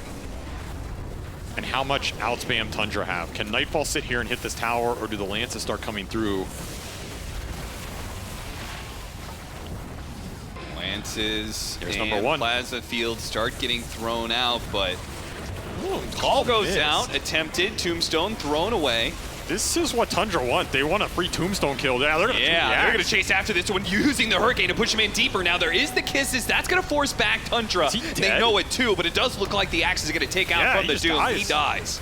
This is amazing for Tundra. I don't even think they have to Thunder chase. does manage to go off. If they can finish off 9, it'd be great, but there's no supporting Look at the cast here burn. for Nightfall, and he is still getting burned away here. He has no Sunder. He already used it. Yep, that's going to be his Aegis down. Now got the Gleipnir on the Skeeter. No follow-up, though. Got a little bit damage with the Decay and such. They relocate him backwards. Ready to re-engage, though, nice. off the Plasma Field. It's going to heal him. Again, I don't think Tundra need to overchase here. They just want to continue to run BB back. Oh, missed the jump in there. Save, try to blow up the Doom, drop some mines, but it did separate the rest of them away from 9. 9 doesn't Another quite tether die, though. save. Now he's been healed up. A desperate TP away from Nightfall, gonna be denied. The telekinesis will stop that GPK. He'll get out, sure, but BB team, they lose big on an attempt to force the high ground. All it takes is one bad jump, and now here in Tundra's world, it's starting to feel a little different than the first 20 minutes here. You cannot throw too many of these fights to this team. Didn't even get a tier 3 out of that. And I go back to the way you're going to win that high ground push on BB is you find the Phantom Lancer. Yep. I guess Pure thought the real PL was in there. Yeah, he really took that one. He really took that bait. And the thing is, if you jump with the axe, you have to think about that tombstone drop. If you drop the tombstone on an axe jump that doesn't connect, you're super screwed. Yes. Which is basically what happened. And then Tundra are just happy to clean it up and sit there, and I mean, then you're back in with your axe and you get doomed. That's a free fight, right? Because now you're not worried about axe re-engaging when you chase in with your Razor. I also like the fact that 9 went back for the Halberd off of the disassembled S&Y. So now he gets Halberd for that fight. He tanks up with Pupil's Gift on top of it. 3,000 HP with evasion, with a shield rune, with a Manta as another displacement. He can challenge that Terrorblade now. Yes, he is a tanky frontliner, and that is what the Razor is designed to do in this lineup. Go in, tank a bunch of spells, maybe survive off an IO heal and a reload, and you're in a really happy place. And now you're the aggressor. Finds the initiation on a Pure. Pure using his BKB. Starts backing away. Gleipnir holding him underneath the tombstone with the blast off landing onto him. They're really trying to focus down 9, but Snake King's going to relocate him out of here. So tanky, man. Just a little bit, sidestep to the side, and that's enough to be able to disengage. Looks like Toronto Tokyo is going to step too far forward, perhaps. Another plasma field, or maybe just the illusions. Neither will catch him. He'll live. Yeah, he had Gem too. That is not a kill you want to give away. Yeah, he had to go through some Lotus Flowers to stay alive through that one. That's going to be another Metamorphosis that doesn't get BB team a whole lot. This game is going to get very interesting. In theory, BB could scale off the Snapfire still too, right?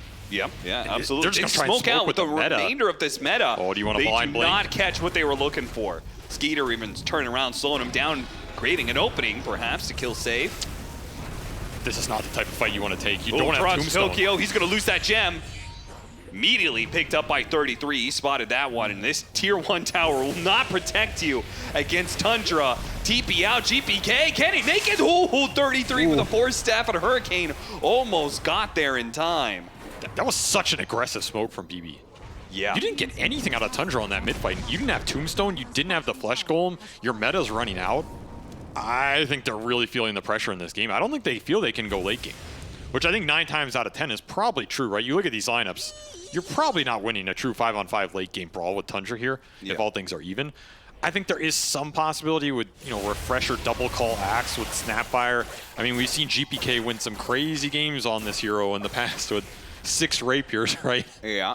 Anything's possible. I just don't think they're confident in going to that spot. And I agree with that. You know, So they're trying to up Saxa, it. he has the shard, right? He stole Taser in that last fight. So on top of the Heaven's Halberd, now you could Taser in your Razor. Very true. Multiple disarms coming out. And BB haven't been able to find snaking either, right? You go for both of these backline supports for Tundra. Yeah. The jumps are bent on the cores, which means the IO and the Rubik have had pretty free reign, and they're getting significant impact in these exchanges. A lot of the tether heals, even for a simple 200 or 300, in some of those fights, it puts Razor over the threshold where he can get dunked by the axe or all in by techies and mines, and suddenly that whole fight changes. Butterfly for the Terrorblade, which is always going to be an effective item against the Phantom Lancer, who will not build MKB. Sure. But I feel like he's still kind of being addressed by the Razor in a lot of these situations. I mean, they're getting addressed by the fights just getting prolonged. Yeah. If the fight gets stalled out after your Tombstone, after your axe jumps, that's the part where BB are going to run into trouble. And Hurricane Pike coming out from 9. Again, Tundra just itemizing to stall and kite these fights out. They don't need to deal an insane amount of burst damage. They don't need to jump some core and take him down instantly. they're going to win through attrition. The name of the game the entire time. And now smoking into BB. BB on the low ground here. Skeeter, his smoke's gonna break. Toronto Tokyo just barreling up there. Got the call. They do manage to get the call, but can they pull him back into his nest? close. What a great blast out of the cookie on top of that one. The It's the chase dream. times are beautifully lined up. Tundra getting absolutely evaporated in his fight. BB team are like, yeah, GPK. we don't have to stop that. That TP back. canceled. Kisses to chase after 9. Unfortunately, they don't land, so they don't get the slow. Could have caught another hero. Pure was really gunning for that one, but straight to the high ground they go off a beautiful combination.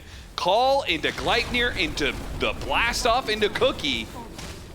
Oh, Tundra, you clumped way too much. Whoa, The counter punished you. what a play from Soxa. That was Damn. cool. An aggressive four-staff telekinesis him into stolen mines. All right, so you claim a core, and the wave is getting dragged by a courier. Oh no, they are going to be doing these sneaky God. tricks. The courier will die for it, but backdoor protection keeps it alive and heals it up to full almost. BB. 33 saves Tundra while he's not even alive. You gotta know who you're playing against. Yeah. These little tricks save you in these situations, but goddamn, what a connection. That is just everything BB won out of a fight. Tombstone stays up the entire time. And the call gets made. Yo, GPK, where you going, son? This is a one fight. That was a easily won fight. Double damage found for BB team. Give it to GPK, who does not have level 20 yet, so maybe not the most effective double damage. What a heads-up courier play, though, man. Yeah, seriously. Like, what? The presence of mind to be able to do these small things in game is, you cannot underestimate it. And it shows kind of why this team is a championship team. Even when they're losing situations, they're still eking out minor victories. Yeah, you have to play such a clean game. It feels like you have to beat them so many times in a single game. And that is the challenge for BB here, as they ran into a brick wall after that early game. Now they're clawing it back, and this next Roshan could decide a lot here, as it's going to decide who gets to push into the late game in a favorable position. Pure is still trying to scale, looking towards that Ags. It's a big scale item for the hero. Reduce the armor on who you're jumping. Makes your Terrorblade and your Snapfire Shredder a lot more potent. Oh, you shouldn't have. Elven Tunic for Skeeter. Extra evasion here as well. Ooh, that Hurricane Pike is going to get back to the Razor. Remember, this is a lot about where you drop that Tombstone and who the Axe jumps. Toronto Tokyo drops the wards to get the initiation onto the Rubik. Does have BB buy. team, a 4 versus 5 perhaps. This is Radiant side, so Tundra can abuse double support buyback. 33 sitting inside the pin. He's Oh, going who to does he pop get? out. Who's he go for? He goes straight for Nightfall. Gets That's the Doom bold, onto though. him, but he's probably going to die to the physical damage. To get a 4-staff, a Cookie trying to help this Terrorblade be able to disengage with the Tombstone out, slowing down Tundra. It's kind of working, but GPK is going to be overwhelmed. He gets the Rubik before he dies. Die back there. Meanwhile, Nightfall up on the high ground. 9. 4-staffs up there to try and chase after him. We'll finish off save. Almost. Can't quite get him with the Plaza Field. Now he's going to lose staking. Now he's going to be slowed down by this. Oh, this is bad for Tundra. BB team will kite him around. 9 is going to lose his life, and they've lost this Roshan fight as well. He's still getting away. Wait a minute, got the Skeeter. techies. He's killing heroes in the back line. How the hell is 9 not dead? I don't know, but 9. Is he gonna get Battle Pure? Hunger? Surely it'll finally finish him off.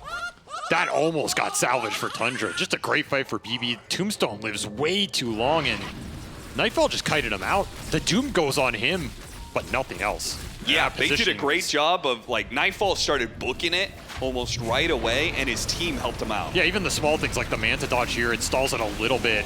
Yeah. And then 4-staff, Cookie away. He's just so deep. I mean, how do you get on top of him if you're Tundra here? Then he gets onto the high ground, and then he can start turning that damage back around. I mean, Snaking dies once instantly. I respect Snaking trying to bring the Tombstone down there.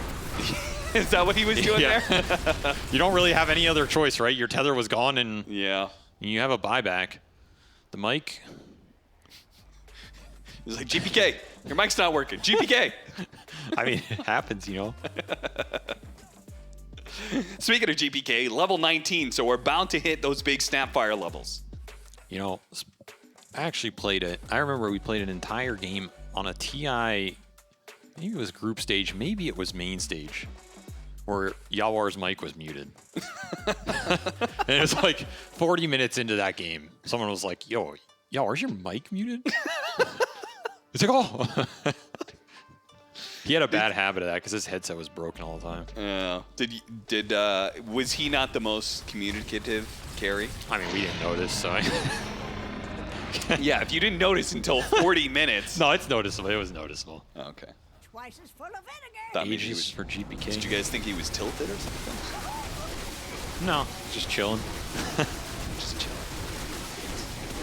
At least Tundra will get their shard here for snaking, so a little extra EHP there, but not I feel the like IO Tundra, lamp. probably because of they're such an efficient team. They always put effort into getting their Tormentor, you know? Oh, they want this extra net worth. They like gold. I mean, who doesn't like gold? Well, I'm not sure how effective that shard is going to be on the IO when it's paired up with a Razor who doesn't have... He's not in that status of like double ulti Shivas like running in and just playing off of spells. And this shard is a big deal too for the Axe Phantom Lancer matchup. Yeah. Like just removing the cooldown, so you can just instant spin off maybe a 10 illusion call or something. Yeah, that's It's a lot of extra damage. You get to reduce his damage as well. It's just a nice pickup. I think shard into Ags here is really going to be the scale that Pure is looking for. If he gets 2 calls off in a fight with all that up, that's where your extra damage is coming from. Do you get the extra armor if you have a Battle Hunger on illusions?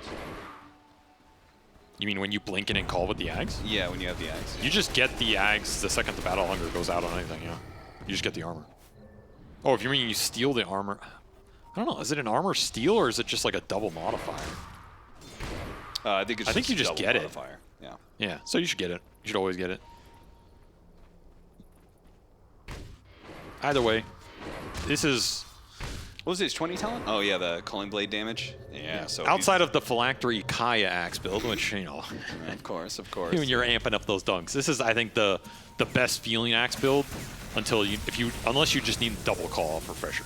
Right. There's like an Octarine build, which is kind of cool. This one, I think he just wants to make that initial call as high impact as possible, especially when you're playing to defend the Tombstone after that as well. And BB in a decent position, 14k gold lead. Aegis Cheese, they will push the high ground again. Their Nemesis. They'll find a call on the Razor. Of course, you do have this lift back now. Reload Telekinesis and Relocate both being used to defend the Razor. Yeah, a little miscommunication here from Tundra. It'll cost them a big ult on the IO. Yeah. And they are still losing that building that frankly should have been dead, except for that 33 courier play. God damn, that Terrorblade illusion did a lot. It took almost the entire axe. They'll send another one in. And they do the where dirty work. that came from. So they are burning out. GPK is out of mana. This is the damage Phantom Lancer gives you, right? It's just so annoying. And the thing is, even if you get a Rax out of this, are you happy with that?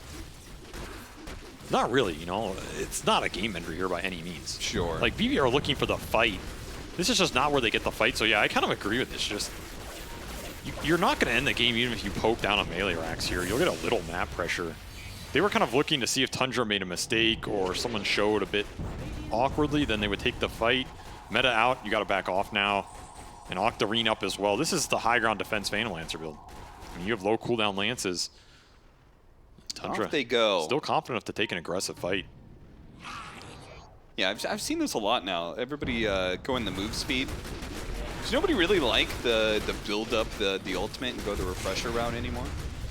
With like Bloodstone and I mean, stuff? he's just going right-click utility build here. Yeah, I mean, I would have figured with an IO specifically, that build would have been a lot more viable. I mean, the move speed is also good. The ultimate scale with the IO Razor is to end up with like double Eye of the Storm build. Because then you're spell amp and everything, and it just gets bonkers. Yeah. But for now, probably just got to play for kind of just being tanky and being able to stand toe-to-toe against the Terrorblade for as long as possible. I also think it's what the Phantom Lancer pick did to the lineup. You have to have faith that Phantom Lancer will carry this game. Sure. And it's not the IO Razor that's going to do it. The IO Razor is going to create space for the Lances to go to work. So you play for that. You play for your win condition here. Believe in the pick and why you picked it. Done for save. That's a big pickup. He's farmed. He is very farmed. GPK trying to find an opening here. He is level 20. Something else to keep in mind, he has Mindbreaker, he has Silver Edge. Yeah, it's a lot of damage. All of a sudden, Granny's hitting harder than she used to be. Radiant's bottom barracks are under attack. Who are the 22% taking that other talent? Well, support Snap. Oh, yeah, you're right. That's the cool thing about Snap. I think both the talent trees are honestly really good. It's just you take one of your core and one of your support. But I think you're happy. When you're playing at either roles, you're still happy to take all those talents. Which I think is good design. Unlike heroes like, I don't know, Shadow Shaman. When in doubt, call Shadow Shaman out. Does that hero even have talents? It's like an extra second of Shackle. You're like, okay. Do you even know what Centaur's talents are? No. I don't. I think one is like 4 armor or something. It's just laughably bad. The 4 armor he should probably have. You know what one of Centaur's talents should be? It should just make Hoof Stomp land faster. That honestly, yeah. That should be one of his talents. That level 15 talent, Hoof Stomp instant. And then his level 20 talent should just be he gains Devour. You know? And you can eat and get another Hoof Stomp. Hey, there we go. See, it's all coming together. Centaur synergy, never underestimate it. Speaking of that, there's War Stomp got on a better 33. version of Centaur right here. Devour with Centaur Stomp and a whole lot of gold to back it up. Okay, if you're 33 though, do you want to, like, who do you see that you jump and you Hoof Stomp Doom? Is it only Terrorblade or Axe? Are you happy taking anybody? There's a Tombstone with a Grab Ally. Okay. If you could get the initiation on Snapfire at the start, I think that's pretty good. I just feel like when you jump in with the Doom, you are trading, right? Sure. So you got to be confident that whatever you're trading out there, you're happy to take that. You have to consider buybacks and where on the map you're fighting. You have to consider where the other BB heroes are in terms of can they bail that hero out, because your bailout, okay, Tundra might want to commit it on you, but if they commit it on you, then they don't have it for the Phantom Lancer or the Razor if they get blink called. Yeah. Watching 33 use this neutral item to smoke himself and then just to burn down creeps with this Scorched Earth. It is pretty funny. Still has Philly in his backpack for when he dies, of course. Got to maximize that efficiency. Yeah. Of course. Instant Midas. Very nice. All right, setting up for inevitable Roshan, though they are going to break. Oh, Pure. A little bit too late on that blink call. Damn. 33 gets away. That was so fast. That was. Did he? I guess he saw him off the creep wave vision. Almost unfortunate for BB that wave was up there. But a sick break from 33 and incredibly fast reaction time from both players, actually. Pure knew exactly where he was. Unable to capitalize. 17k gold lead now to push him into that next Roshan. That's got to be the Roshan that you try and end the game with, right? It's going to be a Refresher Shard or an Ags that's going to enable you to go high ground with double cheese. You don't want to stack it and look like a fool. We'll see this again in slow motion. Yeah, I mean, 33, basically, he knew he was probably breaking a smoke there. Instantly ready to get out. Roshan is going to be a little bit later. Got a bit more than a minute to go for that one. So Tundra going to be playing out in the map, and BB team will be just resting around the Roshan pit. They'll know when it's up thanks to the Techie's Mind sitting in the pit. Level 22 for Skeeter. That's also a very good timing for Tundra if they can get to the level 25 on the Phantom Lancer, unlock that late game talent. Both of them historically have been very good. Yeah. This game, I could see an argument for either. Depends if you. I feel like he's probably going to take the Doppel because he has the Octarine build. Just be as annoying as possible. The single target burst with the crit is also pretty solid. I feel like you're tanky enough. 1,000 gold from Illusions, why not? You know what I would like to see? An unfair gold counter, you know? Like how much gold has 33 gotten out of this game through Devour, Midas, Philosopher's Stone, and whatever other bullshit he's conjured up? Yeah, I mean, we got a little bit of this with this one. I guess, yeah, this kind of shows. You know, then there's the other. stacks I guess as other well. is the. I don't, does other even include half that? What is even other? It's everything else that's not on the list. Does that include Midas and your creeps? That's from neutrals. Probably. I guess it's Midas gold. Smoke breaks. High ground ward. High ground. Whoa, wait, whoa! Where are you going, Snake King? No, that wasn't Toronto Tokyo's. Whose was it? Oh, okay, it was Saves. Yeah, that was an aggressive force. I mean, either way, do you really want Snake King being up there in the first place? I imagine he was trying to get a ward on the high ground, but I think that's kind of a desperation smoke for Tundra to maybe contest this Roshan. Yeah. Like, maybe they're not there, you get a high ground ward, you get a good fight. Otherwise, you're not going to win it anyway, so you send the IO in. If they're all there, you're going to lose the fight regardless. It's going to be a high ground tombstone. I can kind of see the argument there, but it does look kind of funny. And it will be Roshan for BB as Aggressive Force Staff seals his fate. Save with the cast range, make sure of that. And it was a refresher completed on Pure as well. So this Axe is jacked, man. Like, this is going to be a hard-hitting call because you're going to get potentially called twice if he finds the Phantom Lancer. Where'd that Toronto Tokyo picked up the Axe, but did he eat the Axe? Axe went to Toronto Tokyo, yeah. Yeah, he actually ate that one. Really? Okay. I mean, it's still just extra strength, but it's not as good as it used to be. It used to be 10. Yeah, it used to be 10. Dire's middle I tower don't know. is Is under that actually worth? Is there's not a better Axe in the Terrorblade or the Snap? Yeah, I feel like one of those is better. I would definitely take the Ags on Undying over the Techies in this kind of game where you're going to be sieging high are ground. under attack. Huh. Radiant are scanning. Yeah, I definitely would have given it to the baffled. Terrorblade. Honestly, I'm but- baffled. Yeah, I'm so surprised that Nightfall, of all players, too, gave it up.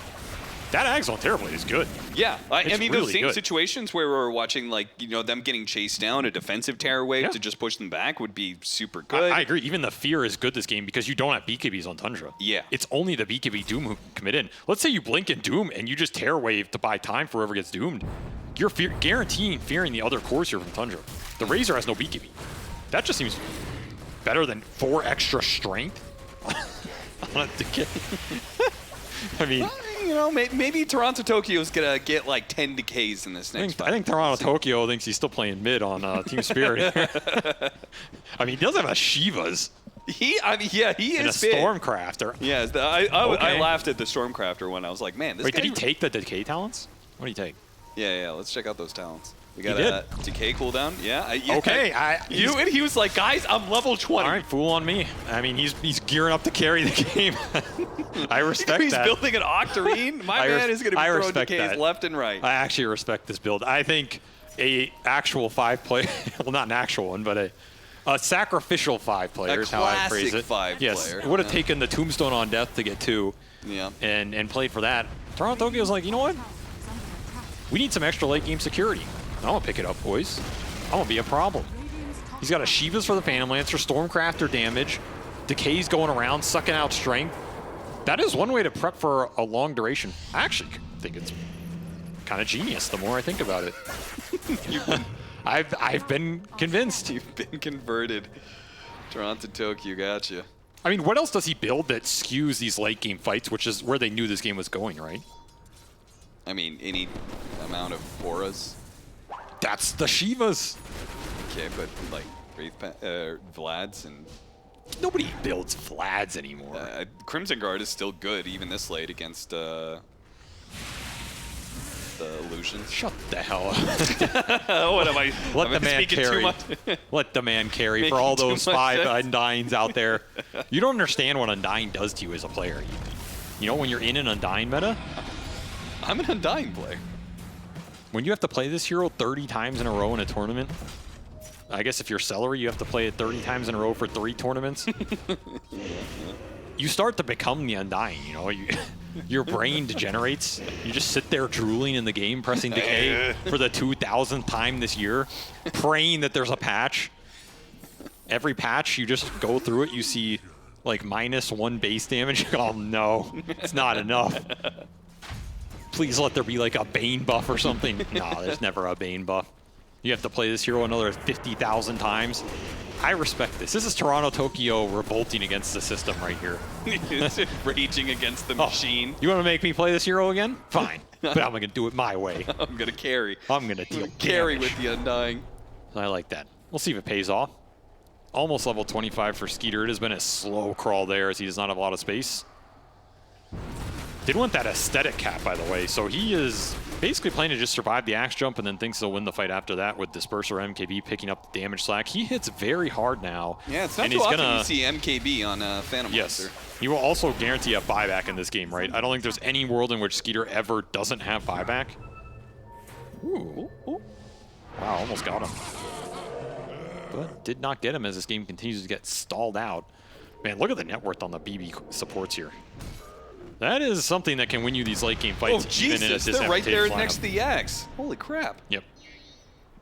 So you might be laughing at it, but they are actually the difference, but yes, they are the net 22,000 net worth lead. It's not the cores. Wow. That's crazy. Tundra, BB know they're down here. Save, he's going to lead the way with his Glimmer Cape and Taser. Scythe going to be used on an illusion. Okay, the real question in this game is, as we continue to push it later and later, is Save going to transition into a right-click carry?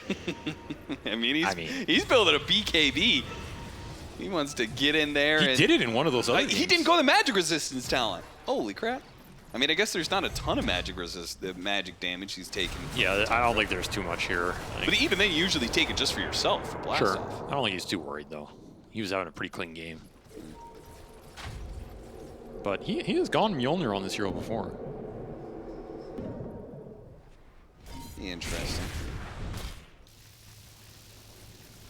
I mean, if you're going to play Tundra, you better be comfortable with the late game, right? I hope so. Because you know they're gonna be able to stall it out against Yes. you. So bbteam showing that they're, you know what, like, all right, do your thing, whatever. Run your couriers around the map. We'll get you eventually. One of these times, Spear's gonna hit that blink call on an actual hero. And you better make it count. Got to think about this reload too, right? You can double call the Phantom Lancer. Reload save is going to be there. I don't think he dies fast. Maybe he dies fast enough. If you have everybody there, he probably does. That's the big question, Looking, they might just pick off Toronto Tokyo. They were going for it. Level 25's coming in. You got GPKs here, so he is in the ultra late game. He gets that Daedalus up. He's going to be cleaving through some heroes. What a pure take on this axe, by the way. Yeah, you take the bigger one? I assume so. I feel like everybody does that. It is a lot of damage on these Battle Hunters, especially when you have the Ags. Can't really blame him for taking a larger stun, though. Especially when you have the refresher, double the value. Ags, Lincolns. This game is going late. You know, that being said, if I'm bbteam, I'm fine. You know, push it late, whatever. Yeah. But I do think 60 minutes is the cutoff. Because I feel like 60 minutes, when you get tier 5 neutral items, it actually means that the game, your net worth advantage that you built up starts to mean a lot less. Because these tier 5 neutral items are like relatively game changing. You could argue it means more if you get Ex Machinas. Yeah, I guess so. But yeah, there's Pirate Hat. The equalizer of all things. Yep. I don't know, this game is going to get Tundra very wacky. loves a good Pirate Hat. They love a good Pirate Hat, that's true. I mean, his net worth is pretty much irrelevant. It's just about who gets the jump in the fight, who can outlast who, and a lot of MKBs that come out in this game, so there's a lot of evasion pierce. Yeah. You're also going to have to deal with a lot of buybacks, probably with both teams. I think both teams are going to save buybacks here for these Roshan fights, for the base pushes. It's a lot of lives to get through. You also have reload back into the fight potential for Tundra. That is something that could be an X factor. Yeah, like two heroes Yeah, die, Snaking buy wants back to on play Eye for it. and relocate him. +1. Kind of hard to do sometimes. Never know. Static Link steals attack speed. It's very good on the Terrorblade. Very bad on everybody else. Yeah. He's hitting hard. 4,000 HP, Trickster Cloak, MKB Nullifier of his own. If 9 gets on top of Nightfall and gets a good suck, he's going to be strong. It's going to be really strong. Roshan's up. Cannot afford to give this up, no matter how cautious bbteam want to be. You got to start getting down to this area, so smoke up. All right, Pure. Let's see what you can jump, my man. Tundra waiting. All right. They're going to go through. They've got the gem. 33 is going to try and Scout that break ward it in the high again. ground. 5 buybacks up for Tundra on this Radiant Outpost. This is such a hard numbers fight for BB here. You really need a good go with the Tombstone and the Call. Yeah, but I don't think they can stall it out for 2 minutes. So The Shivas. The Vision. scouting Toronto Tokyo, laying that ward. Gonna try and deal with that observer ward. Save, gets it, trying to get away, and he's fine. Call goes out. Catching 9. Holy crap, look at that damage coming out. And there's the Terror Wave going out, pushing away Snake King, who was hoping to be able to get the save out, but that relocate denied. Now 33, caught on the wrong side of things. Does manage to get a nice TP way. Call goes out. Oh man, the damage is just amped up right now for BB Team. And Snake King, he won't make it out either. Boy, 2 good catches that immediately followed up by just shredded by GPK. Those are really good jumps by Pure. Didn't even cost putting him in a dangerous position, and all of his damage was just waiting on that high ground. And look at GPK, straight into it. Oh yeah, wants they to want catch more. Don't let Tundra get out on the map elsewhere. Brings down Soxa. Very good read. This is how you punish this team. Don't let them extend the games, get the lanes back out. Just kind of match them on the map. And 33, he instantly TP'd out of there. He's gonna go for the kill onto GPK. Pure is here, they're gonna buy back TP onto it. A big pickup. Do you buy here if you're Snap? That's the question. I think you got too many buybacks out of Tundra that I think you're okay with. You got 3 there, and I guess your meta's out, so you weren't going to push anyway. Yeah. Damn, that is an aggressive buyback from Skeeter. I mean, Skeeter was definitely required, I think, to get that kill. Yes. Because they don't know where the rest of BB are. Yeah. The support's buying back on top of it. Goddamn, though, that is a big buyback to get out here because that's give you your high ground potential. Right now, you can jump the Phantom Lancer. We saw there, if Pure finds him, he evaporates. I don't think you can save the Phantom Lancer in the blink call if the damage is coming out from the other 2 cores. Maybe with a shard lift save? Yeah, he went the Flesh Golem strength, so I mean, this build's coming online again. Yeah, he is. And the question is like, okay, you got the kill. What do you do with this period of time? And the answer is, I think, nothing. Like, you're going to get some farm, but you're not going to take an aggressive fight into Aegis. At least I assume not. Tormentor, but no shards to be given away at this point, this late in the game.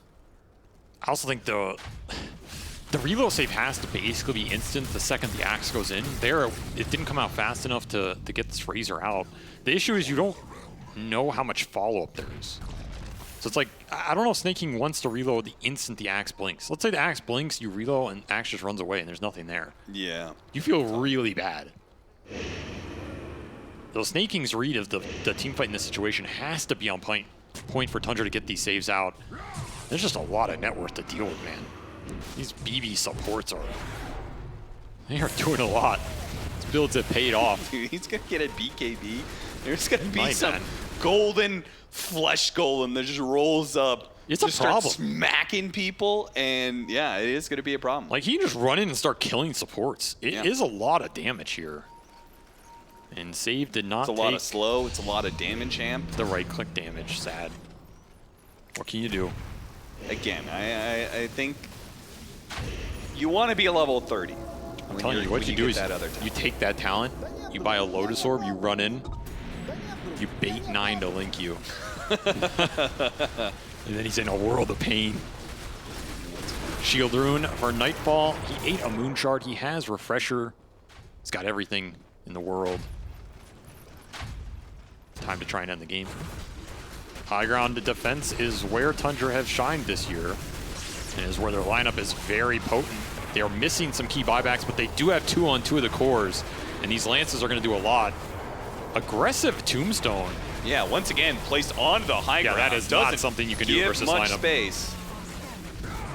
Goes for the call. Managed to get it on the Phantom Lancer. Instant telekinesis lift away. The Terror Wave goes out, pushing 9 over the side here. Meanwhile, the introduction of 33 into the mixture does cause BB Team a little bit of problems. So they have to start backing away. Nightfall taking a lot of damage from this 9, but another jump in for Pure. Oh, what a save. The Sunder. Got the heal out. The Sunder goes out. 9. He starts backing himself away, but he's going to have to leave Snake King behind, who gets hit by the blast off. Trying to get the Force Staffs out, but nullified save. Still going to be fine. Walks it off instead. These illusions are adding up.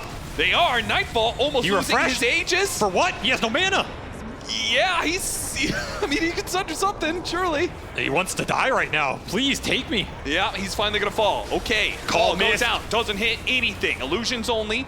Shredded. Just pushing back Tundra. Just making sure they can get out without getting caught. A lot of gold extracted. However, does gold matter right now? They did not get that Phantom Lancer kill. 2 very clutch saves for Tundra with the lift back and the Stolen Sunder. He still has that Stolen Sunder, right? I don't think he took anything else. That is a big spell to steal. Yeah, let's check out that Rubik. See what he's holding on to right now. No, you don't get to see it, Cat. 60 minutes is coming in. Oh, he did steal. Oh, he's got a little shredder now. Okay, he gave it up. Aeon Disc also got popped. That is such a ballsy position for Skeeter to be in with no buy. Like, if you don't have that instant lift save, the damage is incredibly fast. Another Tombstone on the high ground here. Yeah. He's trying to pull Tundra in to hit it, and that's where Pure gets his initiation. You can just send illusions, though. Yeah, that is true. This is the refresh Backdoor meta. protection's up for a second there. Closes down. Pure Got gets the the jump Rubik. onto the Rubik and another tear wave. Stopping any of the that's a follow-up. strong 33 gets a Doom. really big Doom, though, with a war stop on top of that one. Looks like Nightfall ticket out. He did get the BKB, Thunder. but no.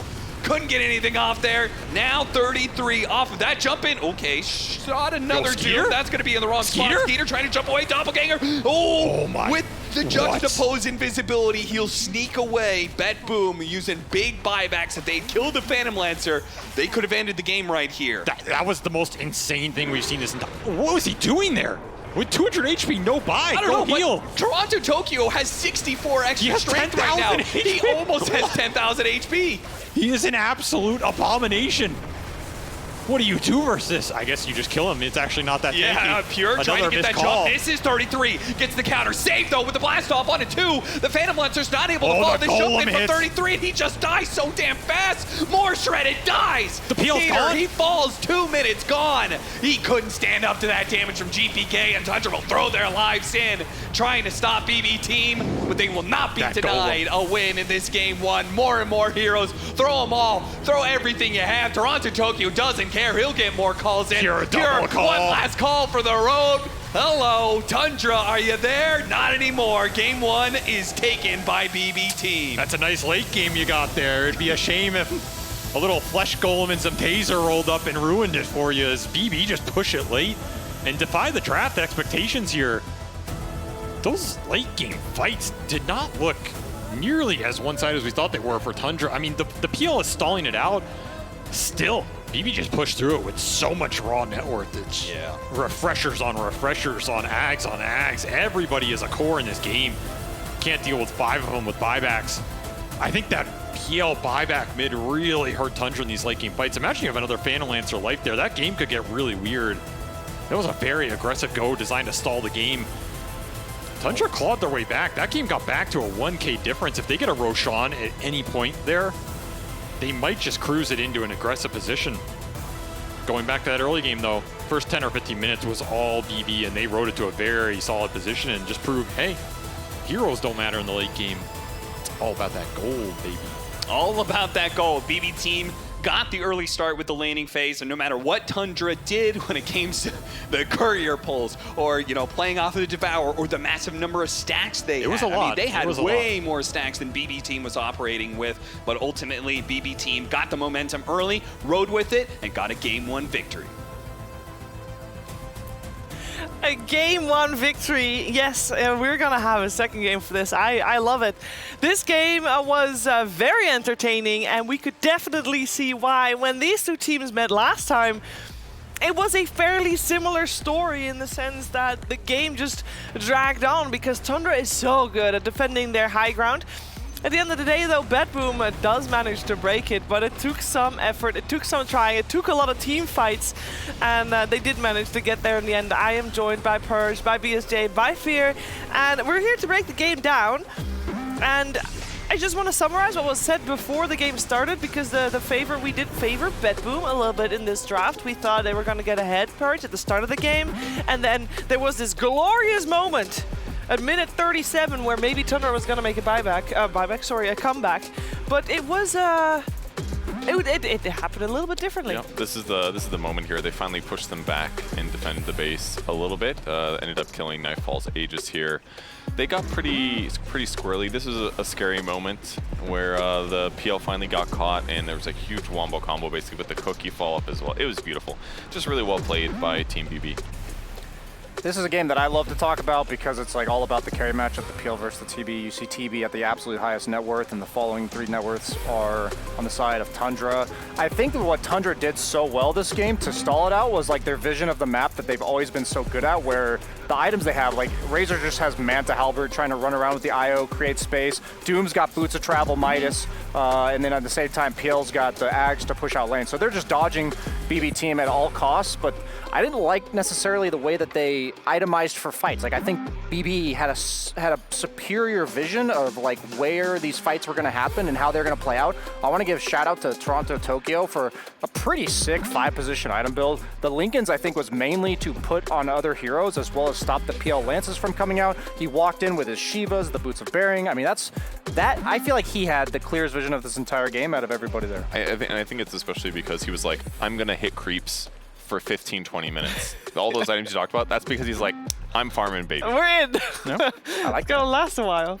I mean, that's a big part of like why this game went BB team's way as well. It was raw net worth. At this point, you know Tundra's draft, they are favored. This PL is favored. But when Undying comes rolling in with Boots of Bearing, Shivas, and a Lincoln's, that advantage is kind of gone, right? So keep up and farm on all the heroes, even the supports on BB team was absolutely crucial here. Yeah, there were a lot of fights to choose from for STC play. We ended up going for a fight where, I mean, it was around the 28-minute mark where we thought Tundra had already made a comeback, but then there was the comeback of the comeback for BB team, and that's a play we chose for the STC play, and here we have it, Brian. What I like about this is that BB team was always playing off the pressure on the lanes that Nightfall was creating with his illusion, so it felt like every fight for Tundra was defensive, and we saw the previous one go well because of the high ground advantage that Tundra had at the tier 3. At the other side of things, like that's just not the case, as we see them taking down the Tormentor first.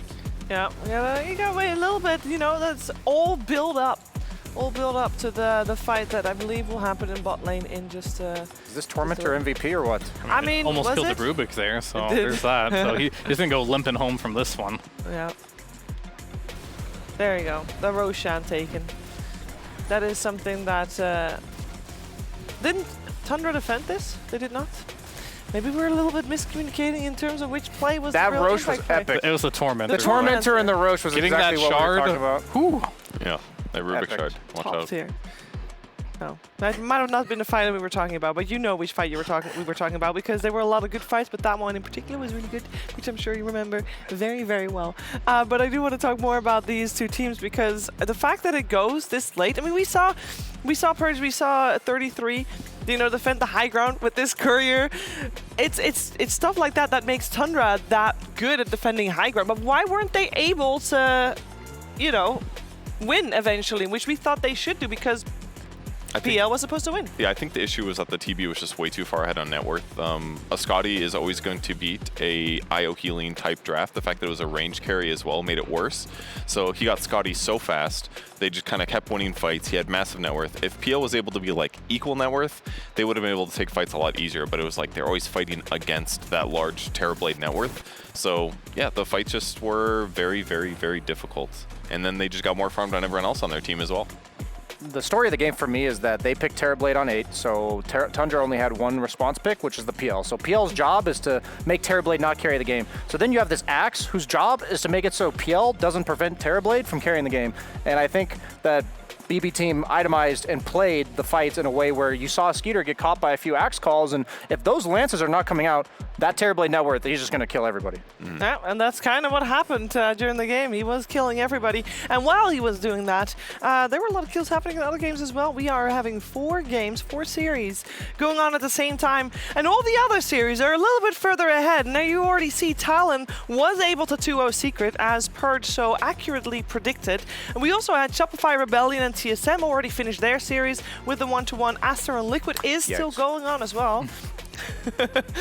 And I mean, the surprising thing out of this one, I don't think there's many surprises here, Fear, in terms of the results we've seen on the bottom half of this one. I mean, even the top half, I want to say, like both halves. So, like, Aster, sure, maybe Liquid wasn't trying their best because the match didn't matter, but that was free momentum for Aster playing against Liquid, so they took that one. Bottom half, Rebellion, TSM, it could have went either way, and yeah, we kind of expected as well. Talon looking pretty good as well. Not making the major, but showing up here, being by far, I want to say, the strongest Southeast Asia team here. Showing up strong. Showing up strong indeed, and with Shopify and TSM tying the series, it was a perfect time for Jenkins to catch up with Bulba.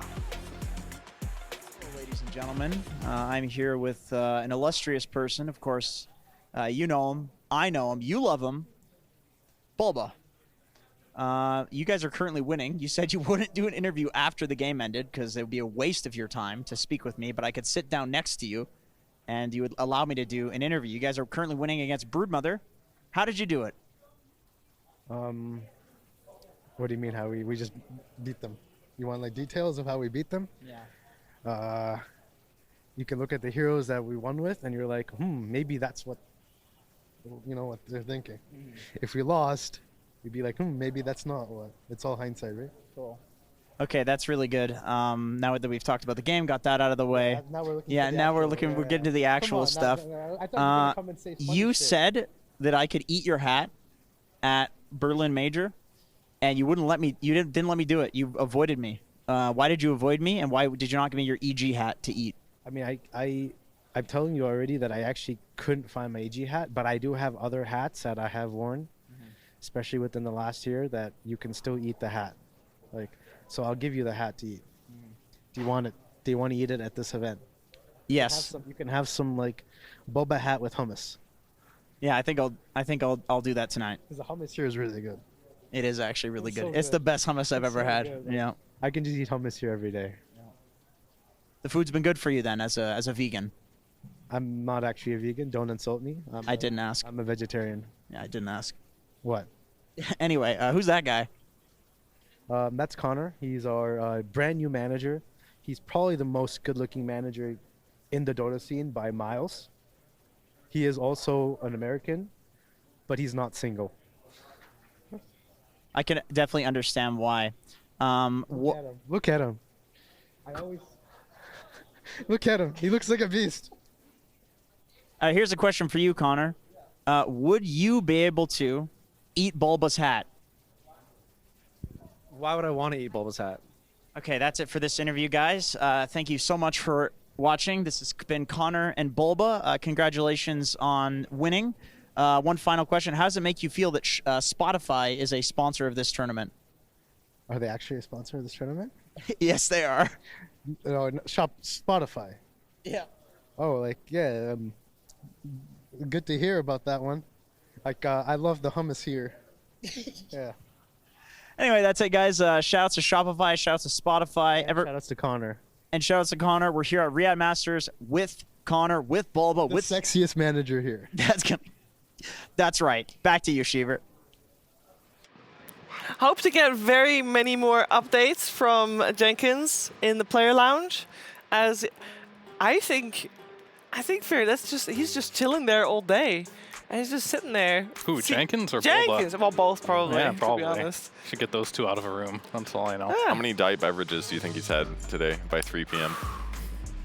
It's 5 p.m. I think his daily quota is about 7 or 8, so he's probably around 3 or 4 he's gotta right be now. close, yeah. He usually wakes up at like noon, but I mean, yeah, maybe he's probably had a few. It's all good. He's having a good time, staying hydrated, which is very important, especially when you're in Riyadh, where it's like 55 degrees Celsius, which is ridiculous. But that's why we got air conditioning, that's why we drink water, that's why we got little breaks, like this one that's coming your way right now. We're going to be back with game number 2 of bbteam versus Tundra after this.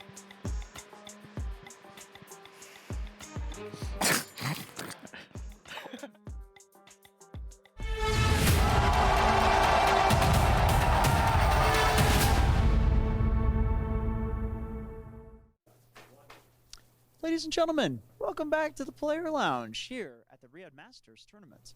But this is not just a player lounge. We got coaches, we got CEOs, lots of important jobs here, and there is no more important job than the job of this machine right here, this printer. I've seen a lot of coaches coming in and out and printing things off of this, but a printer doesn't work without the man behind the machine, the printer operator himself, who we're going to interview here today. Hello, my friend. What do you do here, and what is your name? We're going to do an interview. Oh, hi. Hi. My name's Pete. I'm the printer guy. Yeah. They call me Mr. Printer, too. It's kind of cool. I print stuff. Okay, cool. So what sort of players and coaches have been in here? So what sort of stuff are they looking for when they want a good print job done? It's a very important job. So they come in here and asking often for draft picks, bans, and so on. And I think I get satisfaction and I get fulfillment from this job, honestly, because the whole tournament is kind of like everybody's relying on me, on my files, my prints.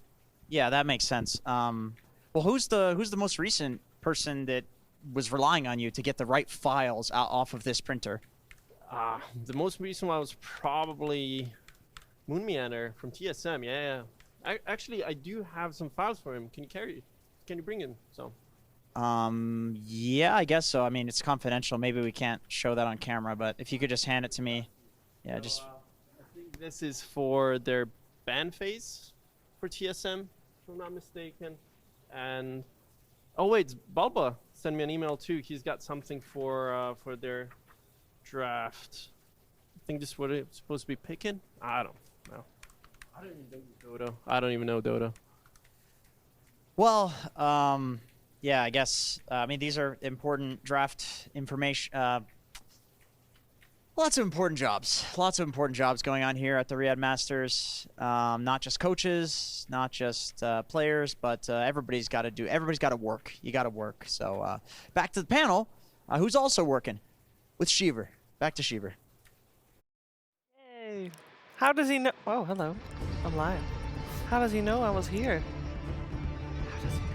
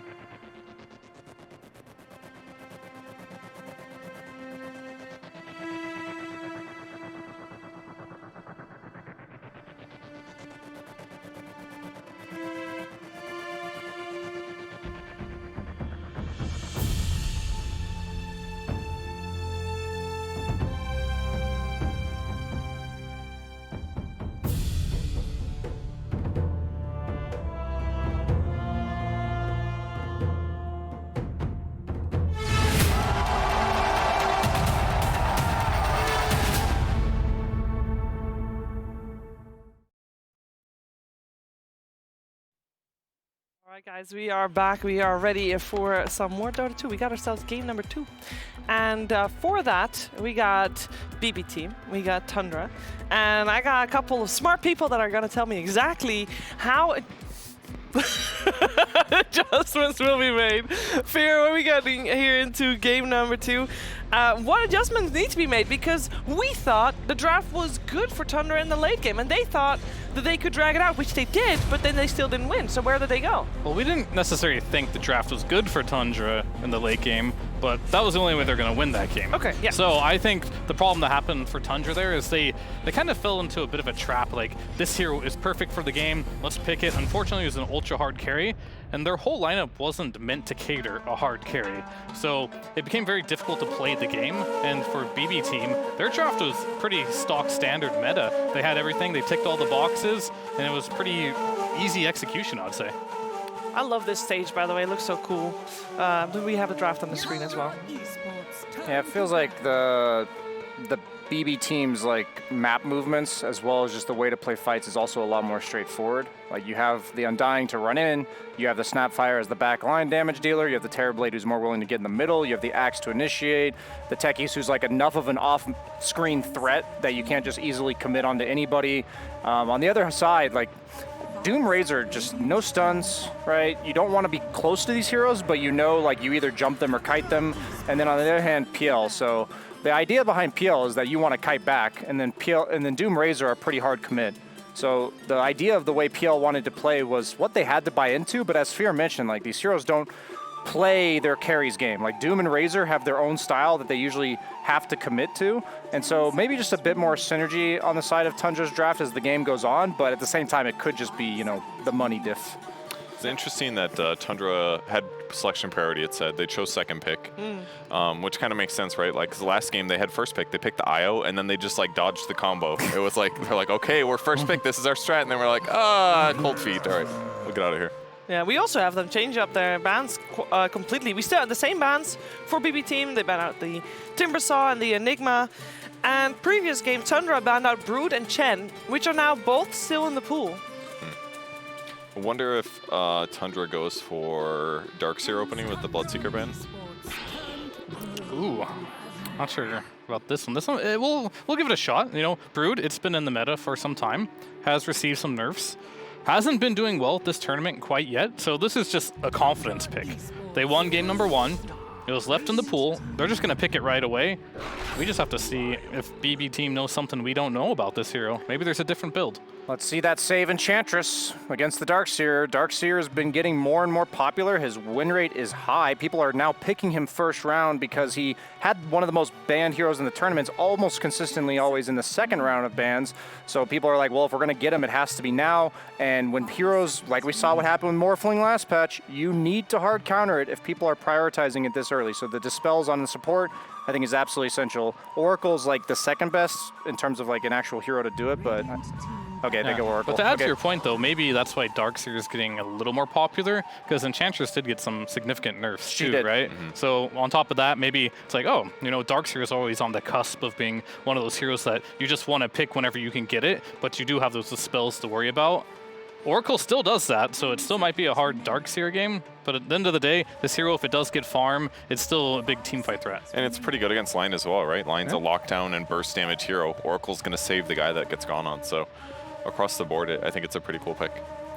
Oracle's a pretty, like, a specialty 5-position hero. Like, I wouldn't think of somebody who's new to the 5-position role as having played a lot of Oracle. He has a lot of nuance to him, interesting interactions between all of his spells. They did simplify him a bit with the way they reworked Fate's Edict to pretty much always be positive on your teammates and negative on the opponents, with only the disarm being on opponents and the magic resist on allies. But I'm just a little bit skeptical because, like, he's a very difficult hero to position on. He has a lot of very high impact spells that can easily, like, get canceled, and so also you can, like, save the opponent on accident if you do your spells in the wrong order. With that in mind, how is Oracle as a pos 4? I know you want to have him against Darkseer, so perhaps they'll still do that, but could be save on it. Because could be save on it. Yeah, I mean, you don't really farm that fast is the problem. You can like blast heroes, you can kill heroes, yeah. but like what do you turn your net worth into? Like an Aether Lens, a Glimmer Cape, like it's a defensive hero, which doesn't really fill the 4 playstyle. No. Okay, so you still like Toronto Tokyo to play it? Yeah, it's almost surely a 5. I mean, unless you're going to do some like Topson 2 Oracle or something. The save Oracle makes a lot of sense to me conceptually, simply because he's a Rubik player. And we all know Rubik is true, but it's also because Rubik is like the best kill stealing support in the game. I think Oracle's second. Does anybody have somebody above Oracle? I mean, I would almost say that Oracle sometimes is better than Rubik. Ah, there we go. Okay, so this is right up Safe Valley. pretty good too. That's true. But that's like, that's almost like, that's probably the most tilting one though. If you get a kill every 2 minutes as a support, you're living the high life. That's true. Yeah. That is true. That is true. All right, so we're in the ban phase as we have Pango removed on the side of BBteam, Snapfire removed on the side of Tundra, and we have BBteam going into their bonus time. What heroes should they be worried about coming out from Tundra? Because they've gone for something entirely different with their opening than previous game. I think Naga looks like a problem if you're just looking at their first 2 heroes alone. Yeah, they need to protect the Brood, right? They already banned the Pango, which is a mid laner that counters it. They do flex this hero. Like, it could be a safe lane Brood against the Darkseer Lion. It's basically equally likely to be either of the 2 side lanes. So if they don't ban Naga, then I assume they are fine with leaving it in, and they'll just put Brood as carry, and they'll pick some offlaner like Underlord or Legion that's meant to deal with Naga. Yeah, they could. And to go back to the Oracle just for a little bit, I think Toronto Tokyo should be fine on it. I think one of the biggest problems for Oracle is knowing how to play a game when you're behind. That's very difficult to play, but if you already know your lane matchup, such as a Darkseer, you should have a pretty good laning stage, and that can lead you into getting some items. And pretty much any hero in Dota at this level are fairly easy to play as long as you have some net worth to your I name. guess you got a set goal on the lane. Yeah. Makes it a bit easier. Very rarely do you get to counterpick the offlaner as a pos 5. It's a luxury you often don't get to have, but when it does happen, there's a little more pressure, of course, on you to have a bigger hero pool, and I really like the fact that Toronto Tokyo is stepping up to play in that regard. Yep. And you guys were on point as well with the Naga Siren still being removed, together with the IO there as well. So that is something that we will not see Skeeter play. I feel like Sven's kind of in contention for both teams here. Goes well against Brood like later in the game, and then it's also like a nice Oracle pairing against Darkseer. So I wouldn't be and I know Nightfall and Skeeter both love their Sven, so a hero that hasn't seen too much this meta, but I wouldn't mind if one of these teams picked it up. I really like the Chen pick here for Tundra Esports because obviously they've got great group and push with the Darkseer and the Chen together, but they've also got the flexibility to pivot into a very different lineup. And they're about to see, you know, at least 2 of BB Team's cores, and they can just completely pivot their draft in the last 2 picks. Obviously, they're still banned. So oh, they double down. Double down. Purge. Okay. Or how happy are you with this draft so far, Purge? There's 2 purges in there. 2 purges. That's a lot of purges. Damn. I'm pretty There's happy 3 with that. purges But now. it is safe with, like, safe will play the Enchantress for sure, so we now have that unlock. Also, talking about Chen versus Enchantress. Turn him against himself. Yeah, but it's Enchantress that comes out ahead, right? Because at least even if they switch creeps over, at least when Chen takes one back from Enchantress, they're having a timer. They're on a timer. And Yeah. also you have the shard on Enchantress, which you can use as a target ability that says Chen. Talking about little friends? Little friends. Little Yes, friends. your little friends become the gremlins that just gnaw your Still little kneecaps. friends, so they don't get They're your bigger. friends, not but for like They 5 should get seconds. though. smaller. That would be cool. Yeah, that would be pretty cool. Yeah, that's definitely maybe a bit of an oversight by Tundra with the Chen pick. That the Enchantress would have been good because of the Dispel, and then you pick another traditional counter. Yeah. Well, that It means we're does getting- mean that they are low on lockdown. Sorry. I'm sorry, we're probably getting carry Brood now. Yeah. I would this love pick. Ursa or Lifestealer for Skeeter. I know both of those are heroes he plays.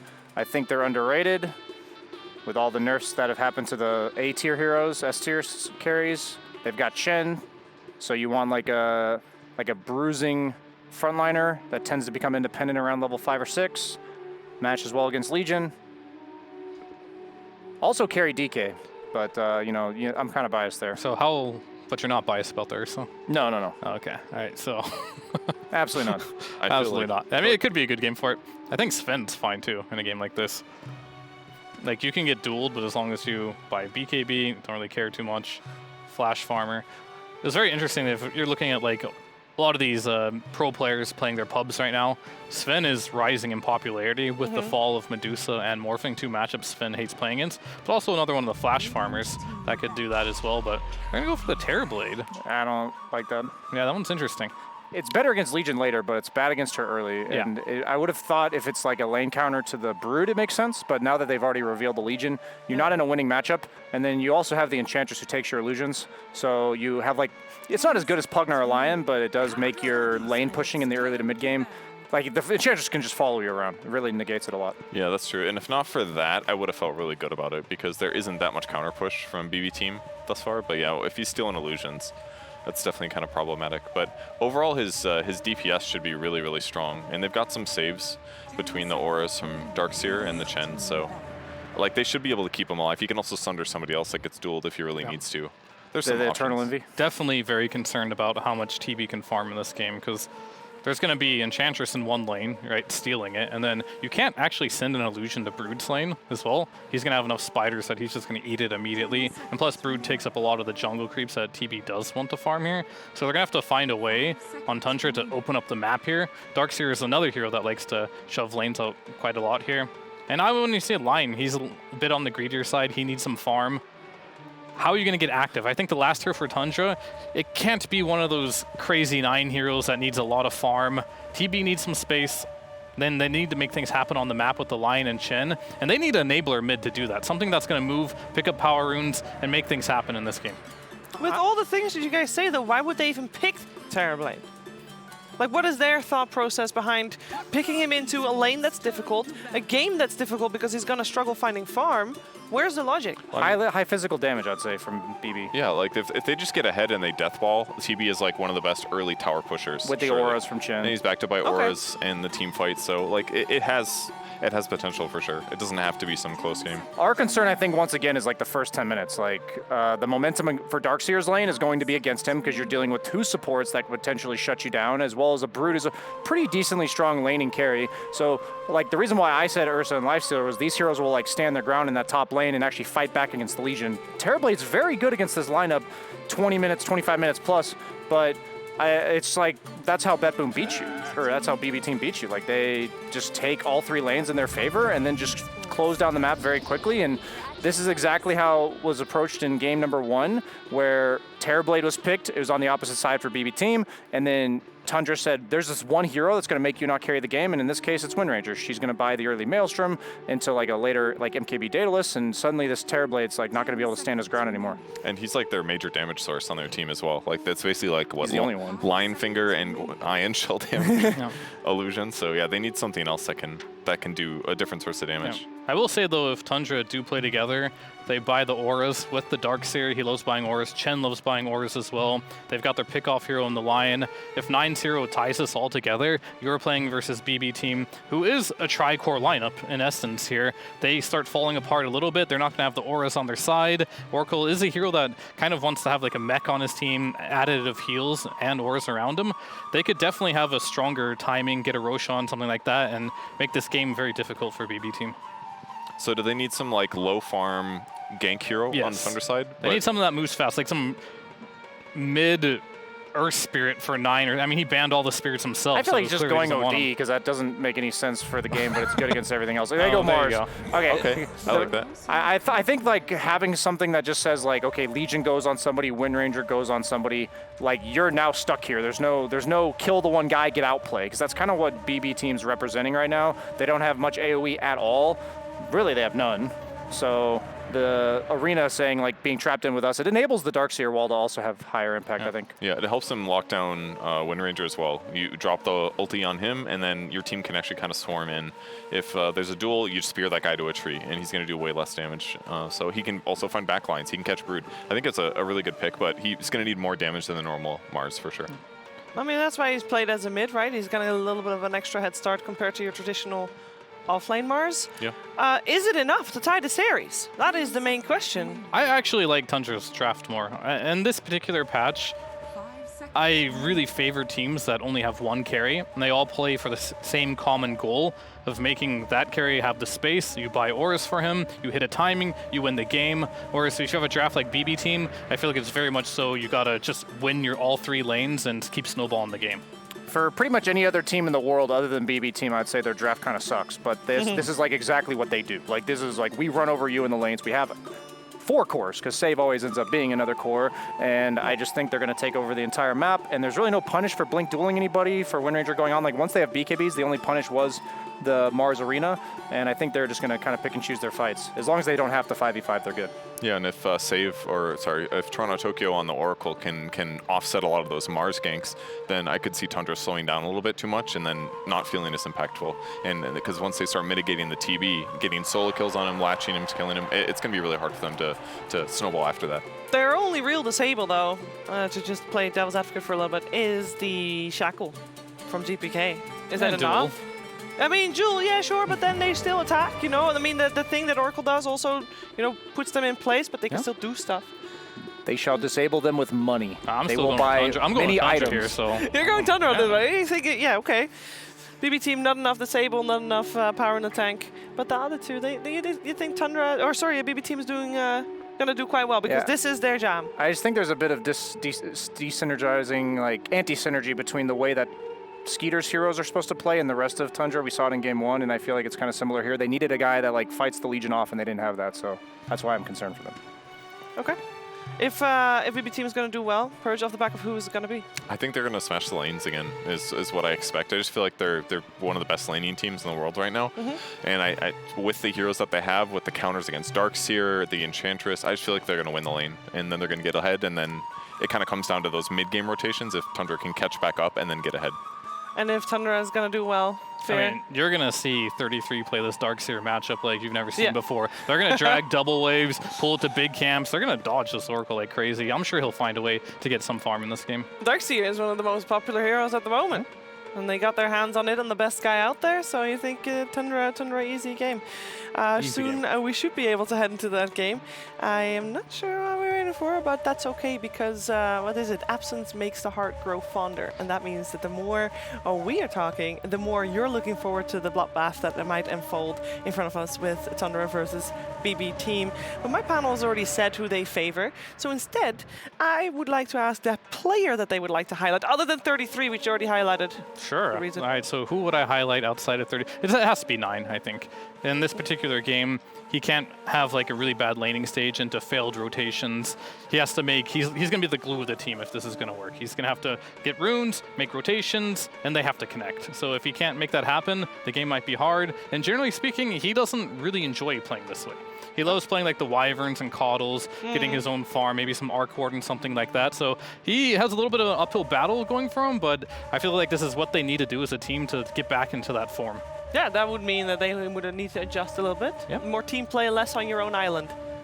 All right, how about you, Brian? I'm going for Toronto Tokyo. I expressed my skepticism of like a new support player playing such a position-based, like nuanced type of hero, but he also like they have a combo on the Darkseer, the Mars, the Lion. Like if he can save a crucial target in a fight and basically draw out the fight longer than these ultimate combos, then I think he's going to be a key to success for BB.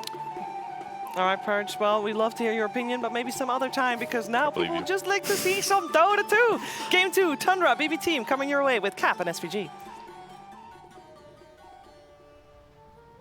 Welcome back. We're ready for Game 2, where Tundra is going to try and come back against the other guys in this game, bbteam.